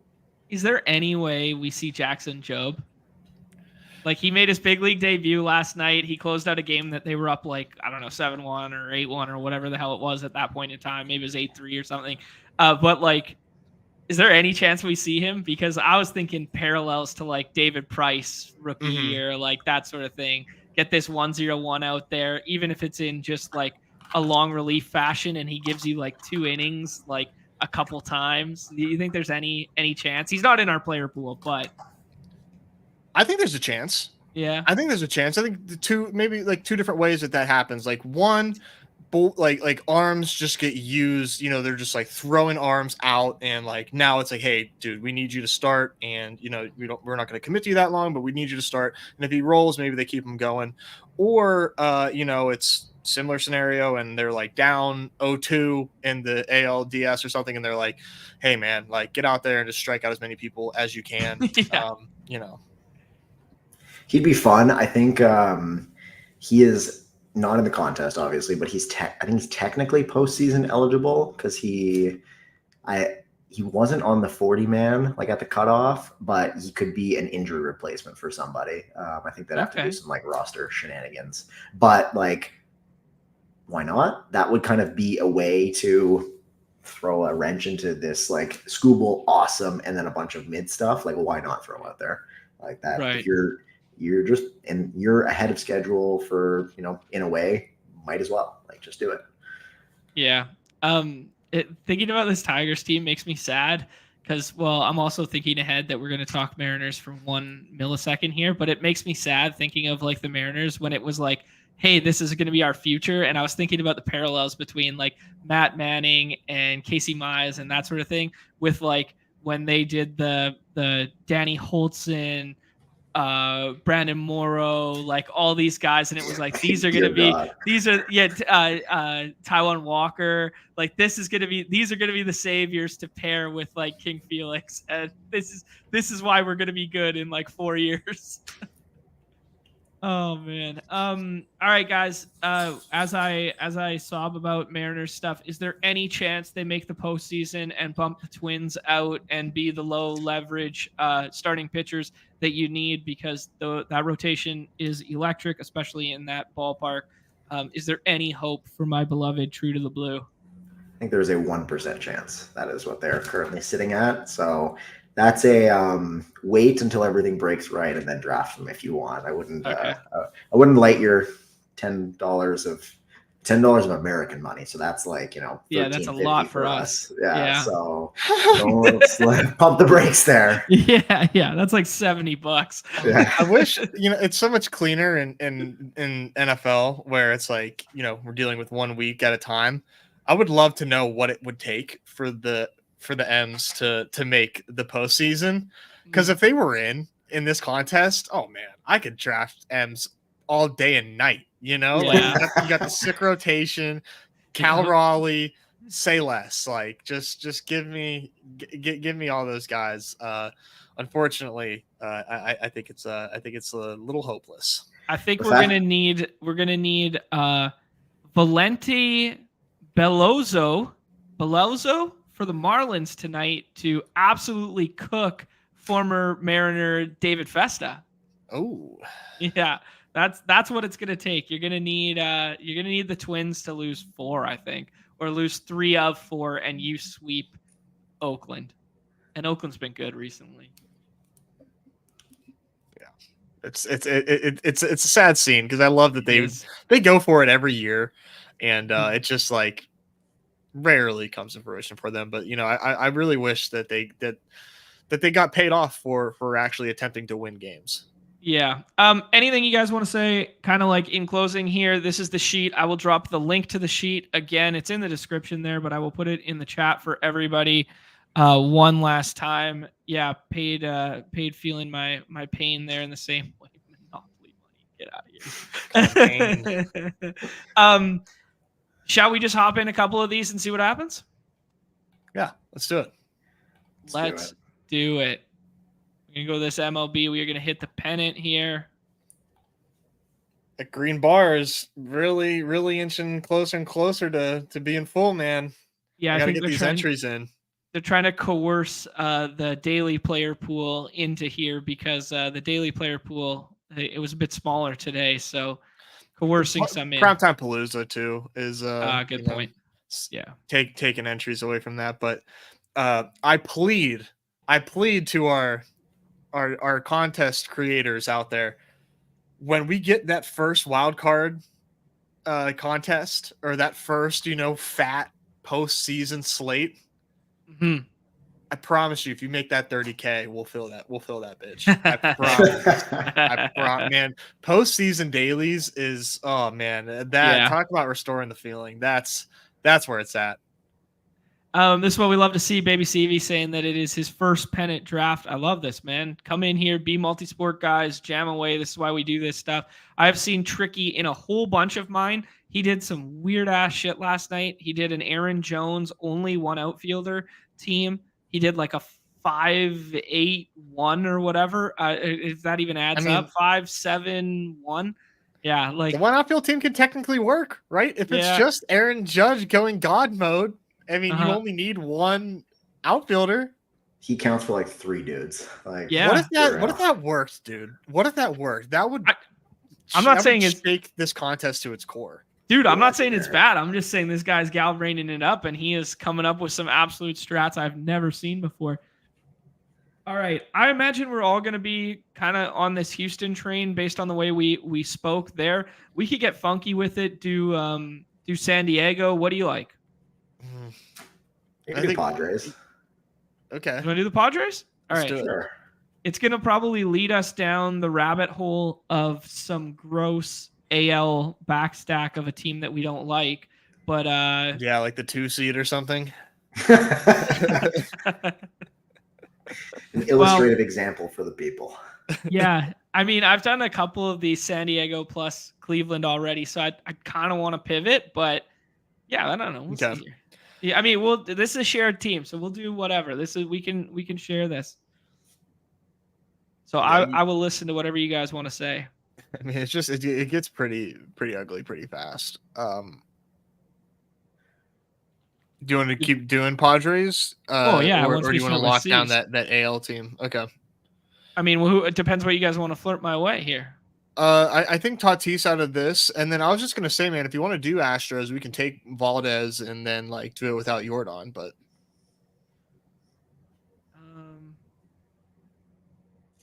yeah, I don't know. What do you guys think? What do you think, Chris? If Fromber comes back to us, that could be fun. But Dustin got to GM. That's kind of nice for Dusty. I'm good to not take Cleveland. We could skip Cleveland and go to another.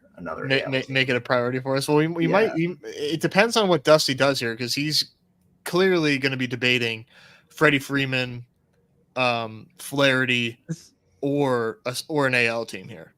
This is kind of like friends and family, and then Tricky, who is also very tricky. Because like this is something I would never do. Like I would never put Yordan and Soto together. But hat tip if that's how you win the contest kind of thing. But this kind of looks like a stay in your lane thing. So if you want to do Kyle Tucker here, I'm really good with it. I would do Framber first. Oh, sorry. Yeah. Yeah, I agree. Yeah. Okay, let's do it. Let's do Astros and Padres and see how we can get this thing home. Let's see if Tricky thinks that he entered a daily lobby or not. We'll find. Oh, that was the quickest snap I've ever seen. There we go. Yeah, these streamers are soft. Yeah, so this is a good example where you just pull up the board and you're like, all right, let's see scope of the room. What are people looking at? And going after Houston, where the guy just went, Houston, New York to start. That's a sign to me that if I want to start jumping on Houston, he may or may not fight for it. And so we could kind of just roll into Houston here. So I think this is a very nice way to start this one. Yeah. Parilla goes. Yeah. There's still good infielders there. I mean, my boy Yiner Diaz will be there for us. He goes Jose Altuve. Yeah. It was salvageable if Altuve came back because you could go like Altuve Bregman and then try and push Manny. Yeah, I think this is probably Manny unless you want to take an Astro pitcher or Bregman. I think we take Bregman on the way back. Yeah, agreed. Because our Houston competition is behind us. Yeah, right? Double Houston's on the right hand side of the board here. Yeah, who's Parilla more likely to take in that Houston for his like? I don't know why he tried to build Houston once 2 other teams had Houston. That's the monkey wrench team. This feels like a big San Diego, small Houston stack to me. And the nice thing about that combo is both have late pitching and both complement one another, with San Diego being deep at outfield and Astros being deeper at infield. So those two teams do complement each other. It's just we're going to have to do one of those diversification plays that you were alluding to early, where it's getting forced upon us. Houston without, Tucker and Yordan feels awful, though, just because getting to the World Series without Altuve, Tucker, or Yordan going nuke seems like so thin. Seems not ideal. Yeah. Would you guys ever consider a third team mix here? Like we do a mega stack of we're gonna stick with this Bregman? Yeah. Yeah. I'd rather just spam Padres if that came down to it. Me too. I think we will just spam Padres. Yeah. Yeah. But to answer your third team question. Okay, got it. Oh, to the third. So you wouldn't want to do like a 2-man, because you could do like Bobby Witt, Seth Lugo, and like an outfielder, and you could play it as like 6 San Diego, 3-3. Yeah, that's honestly like not a bad suggestion. I guess like I'm just like letting my, the likelihood of that happening like creep into me and just say I'd rather just like take a bunch of Padres and try to like maybe it's like I don't know, one of these low-owned guys going off. Full 2-team brainwashed. Yeah, me too. Emergency circumstances. Yeah. So if this was me 2 weeks ago when I'm just firing, I'm queuing up every Padre I can find, and then this could be a 8-4 or a 9-3 even for me. Do we like to take Hunter Brown here, or do we want to keep piling on Padres? I would take Kikuchi first, I think. I think Kikuchi just went, didn't he? No, he's right below Merrill there. You like him? You like him over Hunter Brown? I think so. Okay. I think he gets the ball first. Okay. I do think so too. The only reason he wouldn't, my opinion, is if they want to break up the lefties. Right. So if Frammer gets hit the night before, like let's hypothetically say they're playing. Well, I guess we can not even hypothetically. Let's say they're playing Cleveland. Like, yeah, you probably want to double up lefties, like almost 100%. Yeah. But and they'll play the Tiger. They have the Tigers. Yeah, and those are all left-handed sticks. They'll just double. Like, sorry, Frammer, you're on 3 days rest, man, because you got an onslaught of lefties coming your way again. Exactly. So now we've got our 2 Houston pitchers. We have a Houston hitter. I would just kind of pile Padres or pick your favorite Houston hitter at this point. Okay, let's see who our favorite Astros hitter left is. Yanyer or Jeremy Pena? Or... I'm not taking the Pena pill. No. Yeah, Yanyer first. You want to take Yanyer? Let's do Merrill. I would do Merrill and wait on Yanyer. Yeah, exactly. Okay. Because the ADP doesn't matter for you taking people except for your ability to predict what other people are going to do. And if you let guys slide too far past ADP, somebody, if you've identified them as maybe not as familiar with the way you want to draft here, they see ADP value and they can latch on, especially with somebody like a Merrill. So I would try and, not let them slide too far. But we'll see what Tricky does. I think he's going to go Astros, but I think it's Witt. Okay. Yeah, he's just kind of taking guys. It's a very interesting question because like we're all kind of in this little bubble where the last couple of years the 2-team stuff has played so well, and we're just playing for the finals and we're just playing for the upside of that 2-team matchup. But is there some merit to like some of these advance rate plays of like, we still need to score fantasy points to get there. And if you can 1v1 Yainer Diaz versus Bobby Witt, well, you're taking Bobby Witt every single time as a push-through piece, even if he only plays 2 games in the wild card. But does it not matter to us just because we'll be drawing stone dead in the finals? I think it matters less. Yeah. The only thing you can tell me this year compared to last year that's different is the payout structure did change and is a little more favorable to advancing, and it's not as top heavy. Yeah. But I would say overall, getting to the final is much more important than making sure you get through round 1 and even into round 2, because you only make like, I think if you win your first pod and then come second in your second pods, you get bubbled on the final. Basically, you turn your 10 into 20. Right. So that's really like the only spot where I think the advance rate play works, is if you're like, all right, getting out of round 1 is like super valuable, but you still have to beat a chunk of your round 2 pod to get that 2x even. Yeah, maybe it's a little bit too NBA postseason in my mind there, where we, you're going, hey, Trae Young versus, some guy who's going to play 8 minutes off the bench, and we know Trae's going to produce. We don't know that Bobby Witt isn't going to go 0 for 10. Do we start thinking about the next San Diego pitcher here? I think I would.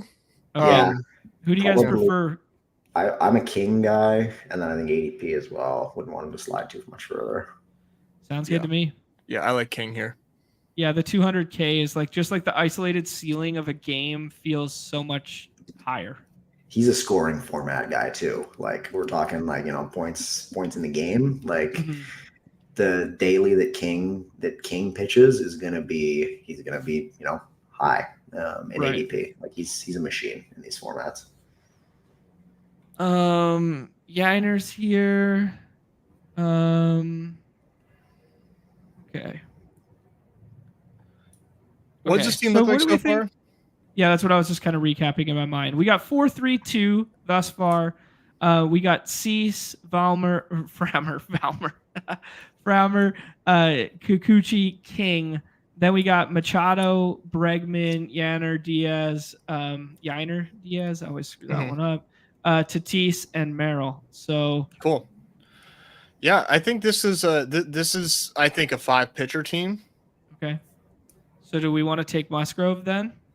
That would be my preference, unless you want to take your boy Darvish, but I would take Musgrove. Yeah, indifferent. I would like slightly in Musgrove. Okay, let's take Profar first and see what happens then. Okay. Because I think we want Profar because outfield at San Diego gets really bleak after Profar. I would be just like, I was like, could be maybe not on stream, but like, I would definitely think about a 2 outfield team there. Oh, okay. Interesting. I've done the 2 outfield a decent amount, 2 infield a couple times, but like of the guys to do it with, the Tatis Merrill combo is fine. That's like a pretty sick combo of 2 outfielders. Okay, maybe that was a mistake then. No. I mean, nothing wrong with taking a 3rd outfielder here. Okay, let's go Musgrove. He came back to us. This is a pretty nasty pitching staff. I do think it runs out. As much as my affinity for you, Darvish, I do think it runs out. Cease King must groove it, a.k.a. Dust Groove, in the 3rd one there. He's going to get absolutely fucking shelled, but he's not going to score for us anyways, so it's all good. Exactly. Who would you guys add to this? Do we add a 3rd Houston infielder? Pena's there. I could talk you into a little John Singleton going nuke a couple times. Recently paid. Arias, Cronenworth. Who do you guys like? Because we didn't get the Jordan, we didn't get any of the first 3 Houston guys. I would shy away from another Houston bat and just pile on Padres. So I would say pick your favorite Padres infielder and then go there for at least the first one. We have 2 picks left, right? Or is our last one? It's our last pick. Yeah. I would say you play the ADP game and go Crone. Let's do it. Let's scroll the F down to my guy, Jake Cronenworth. We are all in the Crone zone. That's what you're going to hear, boys. That's what you're going to hear. I think I want to hear those announcers. We get the national announcers and get John Smoltz's bland ass. I love the Padres broadcast. I'm glad that you enjoy them. I cannot stand them. I can't stand And the Friar faithful all stands as one. Oh my God, it's electric. Oh wow, a little play. Look at that. God, it's dude. So good. Fucking spare me. Oh, he's spare me, dude. He's the GOAT. I mean, you got. well, I was I'm a glad Hawk you guys Harrelson just guy, dude. swap that up. You guys, Dude, I was a Hawk Harrelson guy, dude. Like, I loved the Hawkisms. I loved like that stuff. I used to watch the White Sox just to hear Hawk. Like, I love that like Homer bullshit and the made up phrases. That's what makes baseball dope, man. The last thing I want is some of these bland middle guys, you know? That's fair. All right, gentlemen, I'm gonna keep going for the people here because I feel that we did a full baseball show, and to only rip one draft would be not of our calling, not of our doing. I owe it to the people to do one or two more, but you guys have real life responsibilities, unlike my child ass. So I will let you guys bounce on out of here. Chris, appreciate you so much, man. Why don't you tell the people what they should be checking out and what any final words, that kind of thing.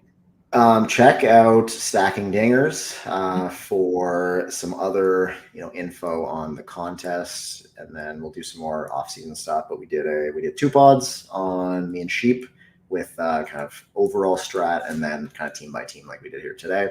And then find me on Twitter to locate this sheet, and then everything else that's going to kind of come out over the off season. But this is my favorite contest of the year, and I am very excited for playoff baseball as always, and I love chatting with you guys. So this was great. Beautiful. Appreciate you, man. Yeah, check out the sheet. The sheet is linked in the bio below there, and at baseball on Twitter, aka the Spanish spelling of baseball with a 3 instead of an E. Nez, what do you got for me, bro? Probably doing something Friday night, but we'll talk about that on Off on the Clock. Otherwise, I gotta go get my wife a sandwich. This guy so fucking frivolous, dude. When my pregnant wife needs a sandwich, I'm gonna click Uber Eats for her. 3 o'clock is I mean, she's gonna be clawing on the door. You're gonna see me just like yanked off screen. It's time to get her fed. All right. Much love, bros. Thank you so much for joining, Chris. Peace out, guys. Anytime. Thanks again, Chris. Appreciate you, dude. All right. You guys are stuck with just me for at least one more here. Let me go get that situated there. I might also give a couple thoughts on the primetime Palooza slate tonight, guys. I did. Let's check how many I did there. Completed. That was my 19th of the pennant there. I've done 31 of the primetime Palooza. I think that shit's going to be duped tonight. I'm not going to lie. I look at the ADP. I look at the landscape. I see how, or not ADP, the projections. I see how the projections have changed night over night. Now Singletary is like pushed up. Zeke is pushed way up. And now he goes ahead of like the 6th round and stuff like that. Man, I think that one is really hard to diversify and find a way to win. And I think it's really hard to find access to CD plus neighbors after the neighbors projection went up. 2 more for the pennant here if you guys want to jump in. But yeah, I don't know, man. I just see really hard paths to separating tonight. I'm a little shook. We got the GOAT, Sam Olsen, in here, Mount Rushmore. We got Dusty in for another one. Tricky, as I alluded to, he is in all of these, and I think he's auto-drafting, and he's kind of all over the place. So we just got to be careful in setting up our stacks that he's going to snipe them from us. And then we got 2 non-badgers. We got Bill GP, Bill IG, and we got Milog, MILOG. All right, cool. All right. Sam asking when college football drafts. Yeah, man, I'm not crazy well versed in the college football streets. It's hard to be on top of all these sports, man. I don't know how you do it. I love being on top of baseball, basketball, football, and a little bit of puck there. But college football, I love it. I watch it. It just eludes me in terms of like the fantasy angle of it. But maybe we can get some guests on and do something there to satisfy the viewership, because I know a lot of you are playing. I see Sam Olsen in there. I see Crutches in there a decent amount. So yeah, but next week, hockey starts on the Friday, I believe. I think it's October 1st or something like that is the Tuesday the following week. Yeah, so it's somewhere in there. I think it starts classic NHL, probably overlaps exactly when playoff baseball starts, because they would never do themselves any marketing favors whatsoever. But I do want to do some puck. Make sure we get some puck in there. Yeah, Winnie, I'll get in there. I'll stack up some nucks. You know it. we will do some puck stuff. It'll be next week, I promise. And then I want to do some hoop stuff as well, some double dribble. Wheeler goes there, so he's staking claim on kind of Philly stuff. We could stay in our lane and do the Houston stuff. I'm a little more scared of the Ordon than the other guys were, but let's have a little fun here. Let's do Corbin Burns first, and let's try and do Baltimore, and then let's try and do it like let's get funky. Let's do a Baltimore stack with a less played NL team. I believe someone in the last draft, it might have been Dusty, did Arizona plus Baltimore. Let's see if we can get a little creative. I am 2-team pilled, but I am leaving the light on for like, man, not needing like 7 in the finals. If you can get like 6 and 3 through, or you can get like, I don't know, maybe it's a fish mentality, and maybe it's because I'm not 150ing it. I guess if I was 150ing this contest, I would want like almost 100% 2-team builds. But I am leaving the light on for a little more creativity with some of my builds. Just knowing that I'll probably only get to 30, 35, something like that, the typical Rotorun style volume opposed to Sam Olsen style volume. That sucks that Dusty just kicks us in the dick and takes Gunnar Henderson there instead. But we're not going to deviate, I don't think. I mean, we could try and do something crazy like scroll the F down Dodgers or whatever, but I think there's just going to be better iterations of that combo existing. So we'll take Santander with Burns here, and we'll do the gunnerless team, which doesn't feel great, especially when it's going to be owned. When you do these contrarian ones, these contrarian scroll style teams, where like ADP doesn't like hit at the top end of draft boards here, like it feels bad, like doing Cleveland without Jose Ramirez or doing Baltimore without Gunnar Henderson. Like those feel so much worse than doing like Yankees without Judge or Dodgers without Ohtani for whatever reason, just because the combos are so readily available. Yeah, but we'll see here. We'll try and build out a little contrarian Baltimore. I alluded to liking the infield pieces for Baltimore in a decent way there. But knowing that he did the gunner stuff here, I really got to get ahead at pitching, and I have to take Eflin next. So this is like the he says F you, and then I say double F you, like double birds, because if I pivot here and, you know, he gets the pitching options, we talked about Baltimore not really having any other, you know, stable pitching option. You're really throwing darts. So if I'm going to do this, I can do it with contrarian hitters, but I know I'll need the front end starters. So hopefully, you know, Gunner isn't the guy you need, and then we can do this in a contrarian fashion with Mountcastle or O'Hearn or something like that. There you go. He left, comes back to the lobby and apologizes. No, it's all good, Dusty. This is forcing us both to get contrarian. Have some fun out here. Yeah, Nick, you know, I'm going to ask Sakarian, I think, for some of the hoop stuff, but I know you're deep in the streets and Chip's deep in the streets. So if there's any interest for you guys to do, if we want to do like a paywall stream, or we want to do like just a hangout and a hoops draft to like help fill lobbies, I really like Nez's new idea here to do some Friday night stuff to help fill 12-person drafts. Yeah, it's cool, man. This is a great time of year to be drafting all these different contests, and I would love to have some of that stuff going. Fully loaded, pointing out Mr. Good Boy. Mr. Good Boy is chilling at my feet right now. He knows what time it is. He knows that we're past.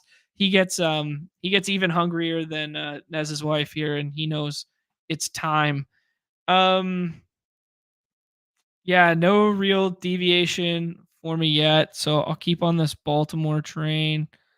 I'm gonna go with Colton Cowser, just hitting up at the top of that lineup. Yeah, and the team that I have in mind, I think I like the infield options more, but we can go back to this sheet to clarify here. Go back. It's a nice, clean way of looking at it while we draft. Yeah, okay. I like where I'm at right now. This is going to be... I think my mind instantly goes to 6 and 6. But some of those thoughts are living rent free in my head of baseballs there, where he's been doing more of the 7 onslaught style builds. Regardless, I think we need a Baltimore infielder here. And I think Jordan Westburg's going to be clicked more than Mountcastle. Mountcastle just back from the IL. Obviously, left-handed power plays better in that park.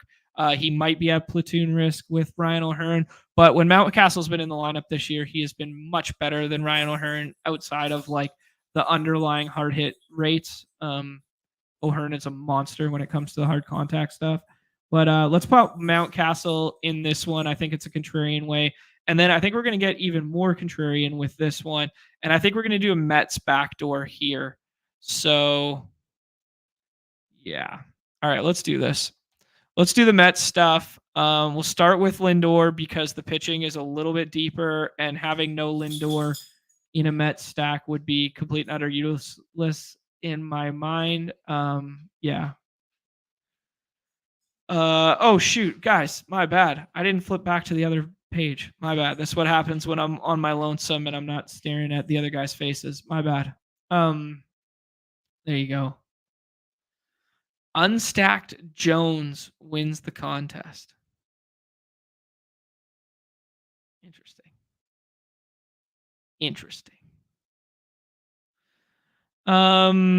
Back up here.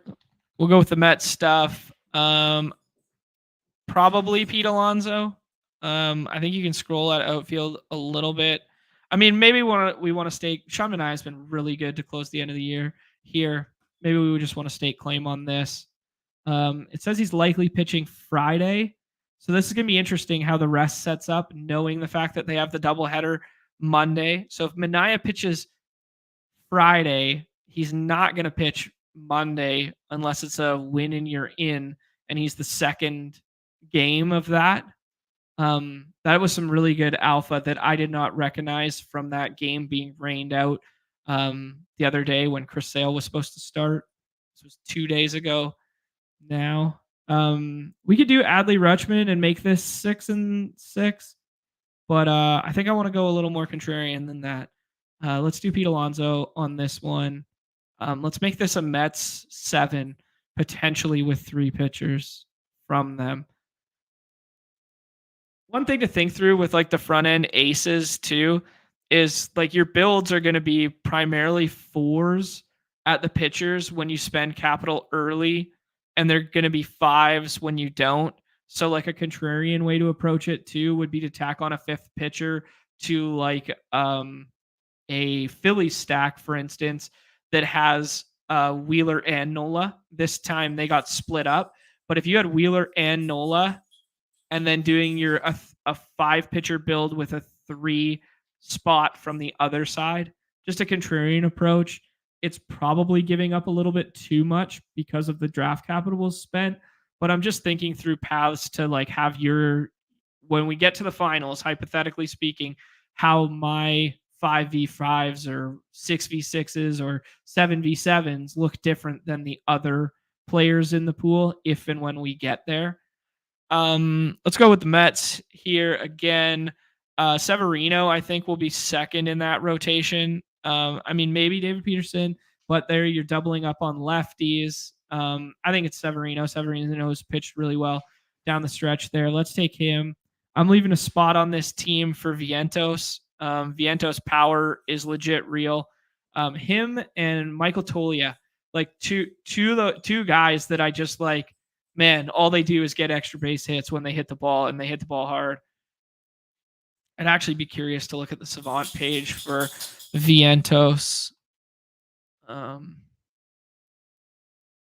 Yeah, look at those barrels, man. Look at the barrels. Look at the exit velo. Plays medium defense at third base. I like it. Back to the draft. We're on the clock here. Aforementioned Vientos, come on down.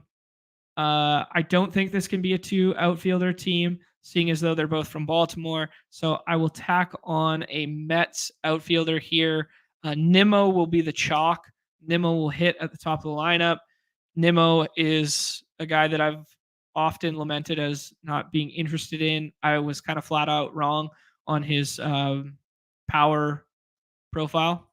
I think he hits the ball harder than I ever gave credit. I lumped him in the category with like Stephen Kwan and some of these other kind of like Luis Arias, like some of these other kind of like leadoff left-handed profiles that are kind of accumulators.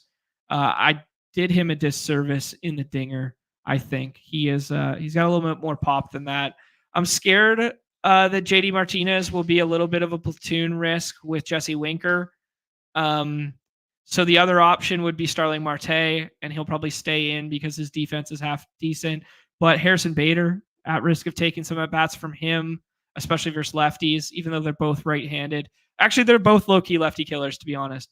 But versus left-handed pitching, you could maybe see him in there. I think Nimmo's the safest for everyday ABs, and we got Vientos as the differentiating piece thus far. Now, the question is, do we do a 4-4-4, or do we do it with 5 with the pitching? It's going to be easiest to differentiate our roster by adding a 5th pitcher, just because this isn't the strongest staff in the world, and it's kind of playing, Mets go to the finals, go to the World Series. Pardon me, that was a terrible Freudian slip. Never ever call it the finals. Well, there goes one. So he adds Suarez onto this. Dusty ended up with a 3-team build there that he's kind of patching together after the Gunner one. Yeah, this is interesting. Mets outfielder feels like how you make the team the strongest. So taking Marte or Winker in there. But you could also add Dave Peterson to this.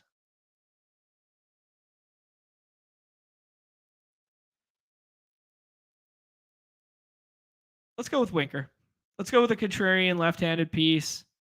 Probably sits versus lefties. Had a nice resurgent year. We'll go 4-4. I talked myself out of that 5th pitcher because I'm not sure that the Mets. I mean, if the Mets are making the World Series, the Mets are probably going deep against the Dodgers, right? So you're probably going to need a 3rd or 4th pitcher. I'm not 100% certain on the Severino versus Peterson versus Jose Quintana. I think I lean Peterson just the way they've been going recently. Yeah, but that team doesn't look like any of my other teams, which I like. But that team is just something I haven't exercised yet, where they kind of got me onto this concept of going 7 instead of, like, if I do a 2-team with a contrarian team, I'd been doing 6s and 6s. But I think it's a really astute point that was brought up by both Nez and Chris there to do some more of the 7s. So we ended up with 1, 2, 3, 4, 5, 6, 7 Mets on that one. So doing a 7 and 5, so that even if the Mets, play well, make it to the World Series, but Baltimore gets bounced in the 2nd round, we might be able to sneak this through and fill out a live finals roster there. Yeah. But don't be afraid to scroll, man. Like these teams over and over again, like don't be afraid to scroll, because it's baseball, and the variance of baseball of needing that one-off, Austin Wells home run, or needing that one-off of, Mountcastle over someone like Gunnar Henderson, or over Adley Rutschman, who gets drafted every single time in Baltimore stacks. Like that might be the piece you need. And yeah, just leave the light on for certain guys to get hot in favorable matchups. Pairing lefties together makes a lot of sense if they're like good split guys.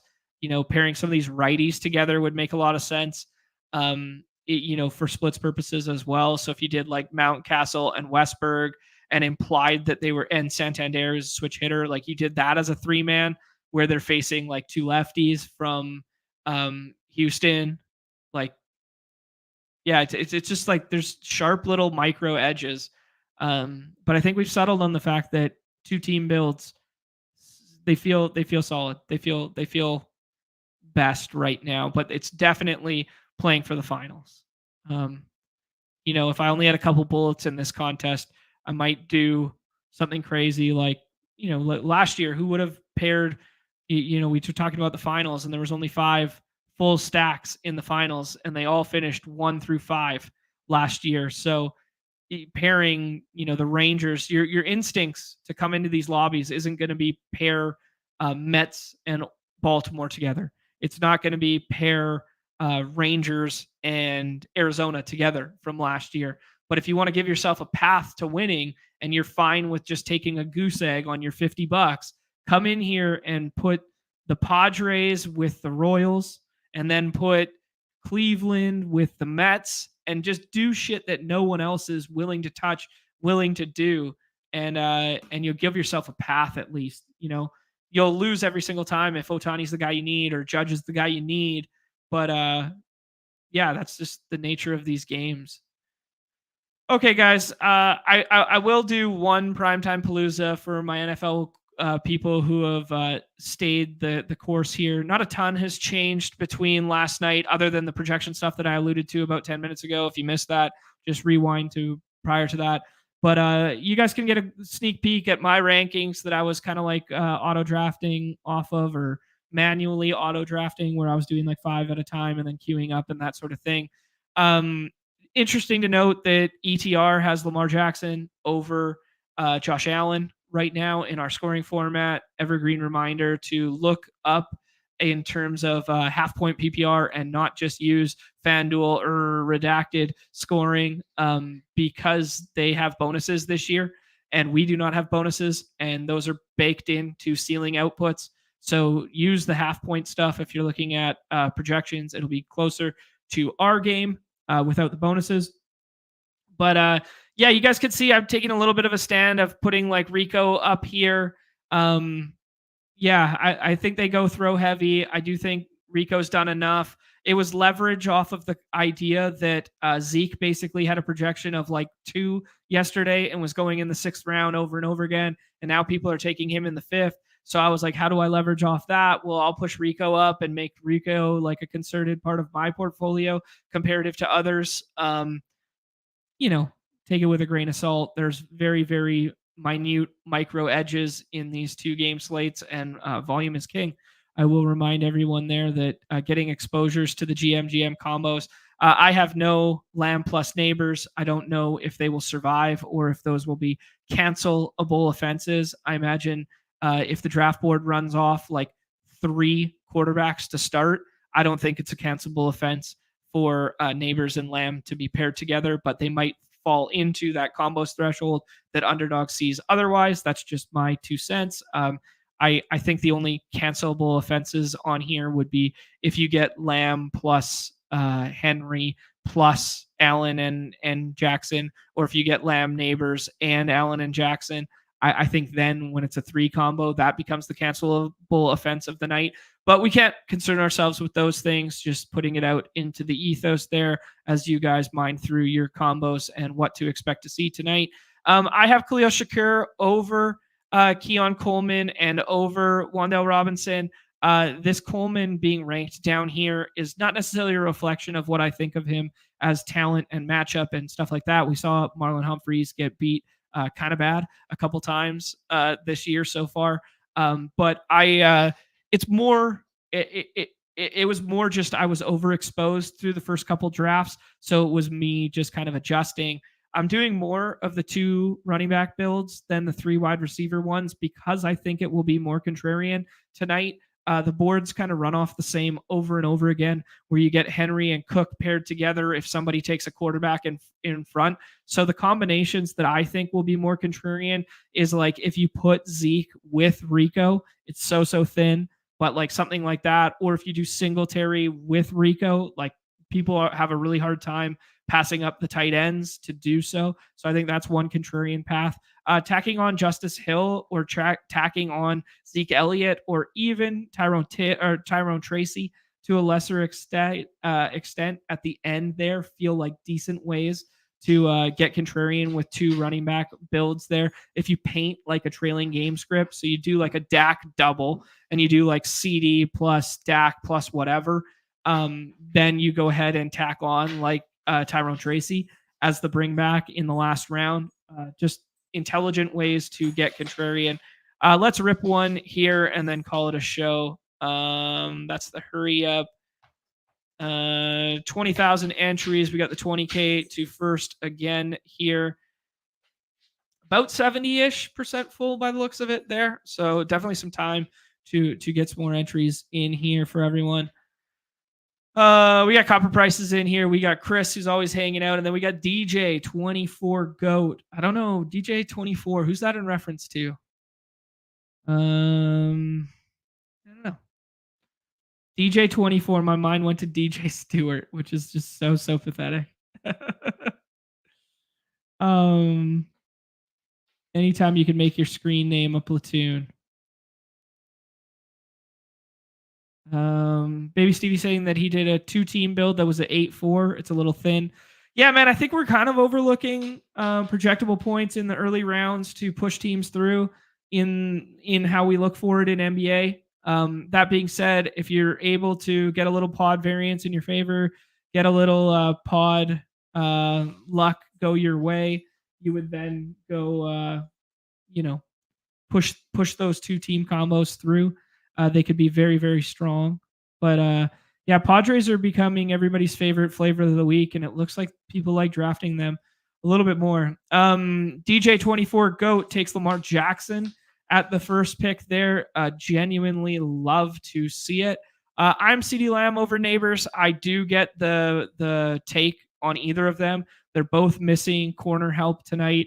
I do think that the Giants' pass attack is a little more concentrated than, say, Dallas's is. So going to Neighbors makes a lot of sense. Yeah, as you guys can see, Mr. Giveaway, he knows what time it is. Oh, my God. All right, Mr. Giveaway wants to say what up. Oh, my God. Okay. Dude. Chill. Calm boy. Hey, you sit nice. Hey, you wait. You won't have lunch? You wait. Yeah, that's how you know the show's gone too long, where he's missed his lunch and now he's not jamming. We're gonna get Josh Allen in the 3rd round, which is a little bit of a GM in this one here. It's just whether we want to do Singletary or if we want to do like Dalton Kincaid. I think we push the tight end. I think we take Singletary here. Just a classic reminder to know your board. So like Lamar goes here, so we know he can't take Josh Allen with these next 2. So we're going to get 10th pick Josh Allen, which is a screaming value. Yes, Mr. Goodboy is genuinely massive. Yes, he is. He's that was no joke. That was about 100. That was about 100 pounds on the shoulder right there. Now he's lying at the end of the couch, just staring at me. He knows exactly what time it is. Toss it. Yeah, look out, Davey. Yeah, 4 red Badgers. Sometimes shit gets weird in here. I think if you want to flip the board and you want to do something that nobody else is doing, I don't think Lamar is the piece to do it with tonight, just because rarely will the combos come back where you pair him with Flowers or you pair him with someone else. Like this, he's definitely getting contrarian with this build in a big way, which is, obviously by design. So credit to him. I think the way in which you best get contrarian is by taking James Cook or taking Derrick Henry at the 101 today. And you play, okay, that game runs through the run, and that negatively correlates with the 2 quarterbacks who go first. So then you play the other game through the pass, and the high scoring quarterback being on the slate is Danny Dimes or Dak. So I think it's very intelligent to do like Derrick Henry at 1 or James Cook at 1 and then build out a contrarian Dak stack. Or, if you do like Henry and Neighbors, like that's like a GM in quotations, but like that's just a contrarian path there as well. Coleman still left on the board. I don't love him that much tonight. I think we take Mark Andrews here, and I think it's a tier break. I think Mark Andrews' squeaky wheel narrative. I think we talked about it yesterday on the paywall show that they only passed 17 times last game. So the fact that he only ran 6 routes and they were doing some heavy formation stuff, I'm not crazy concerned about. So I'm not taking Likely over Andrews. I know Nez is, which is kind of funny that we flipped our positions a little bit on that one, given my season-long exposures. But yeah, let's do that. I think everybody's instinct in the world here would be for me to take Coleman with Josh Allen here and get some semblance of stack. I think taking Brandon Cooks alongside a CD team with Josh Allen is probably in a vacuum like bad compared to like how they'll stack with the Dak ones. It's like a thin path where you need Josh Allen rushing production. So I'm going to go ahead and take Zeke here. And I mean, I could push it, but Copper would probably snipe him there. I'm going to take Zeke here. Play Dallas runs through CD. We talked about the wide receiver plus running back pairing in the past for so many times at a macro level for our contest here. But I say this whole game funnels through the running backs on that side and CD over there. And then Mark Andrews is the highest scoring tight end on the slate. And then Josh Allen. All right. Well, we get Keon Coleman to come back. My whole thing was to set up Curtis Samuel in the last round, and it's a contrarian flippening of Keon Coleman. But I think Keon Coleman will project as a better play. He'll run more routes. Reminder that he sat out the first quarter of last game for disciplinary reasons. So I do think this is a little bit of a GM that we kind of got given here. And I don't think you pass that up. I think there's a chance he goes back to 90% of snaps and just kind of plays what we expected last game. So a very nice team on stream there. Nice to have one like that in our bag. I got some very, very live teams going into tonight for the other contest. I think I did about 60 some odd. Yeah, we did 63 of them. We got some really nice combos going tonight. We did the primetime dive on stream. And then by the time I got off stream, it had already filled. So I couldn't even get my last ones in there. So yeah. All right, guys. Yeah, I mean, there you go. Kid Cudi asking like, how the fuck did I manage to pull off that team? Well, you just watched it on stream, man. Guys made concerted decisions and, intelligent decisions to build cromulent correlated teams. And I was just the benefactor. So, I mean, this is why when we talk through combos on these 2-game slates, that they always exist, because you don't know what other guys are thinking through when they step into a lobby. And that's just the variance. And that's why one of the evergreen edges in these games will be volume, right? So yeah, there we go here. Yeah, hoping we get a little primetime one tonight. Yes, I agree. Fully loaded. Hopefully this one fills up quickly and we get that one. Appreciate everybody hanging out. Appreciate all the kind words. Shout out to Chris Baseball for joining us. If you guys aren't playing on Underdog Fantasy for whatever reason, I don't know why you're hanging out here, but if you happen to be, use promo code MLB at sign up. You get a 50% match deposit up to 1,000 USD, courtesy of that one. Guys, keep your eyes on the Pick'em stuff, because there are specials dropping all the time. We got that Ohtani 17% in there right now, which is a boost. I'll just click on it real quick. We got the Caitlin Clark 22% boost out there as well. Maybe they're gone now. But we got the Mahomes special was the one of the week here. And then, we got some 30% profit boost ones. And yeah, absolutely. There's going to be a couple more. We'll build them out on Off and On the Clock tomorrow. The GOAT telling us this was a great show. Appreciate you, Sam Wilson. Appreciate everybody hanging out in the chat. We will be back tomorrow at 2:30 p.m. Eastern with Pete Overzed for Off and On the Clock, everybody's favorite time of the show. Please hit that like, hit that subscribe. It goes a long way. I know it's tedious. I know I hate asking, but it goes a long, long way. If you're watching on Twitter, if you're watching on YouTube, just jump on over, please and thank you. Like, subscribe, notification. My livelihood depends on it, guys. I want to keep coming back. I want to keep doing this stuff. I want to do so much more with Underdog Fantasies. So please and thank you. I'm John, everybody's favorite time of the show. The end. Peace.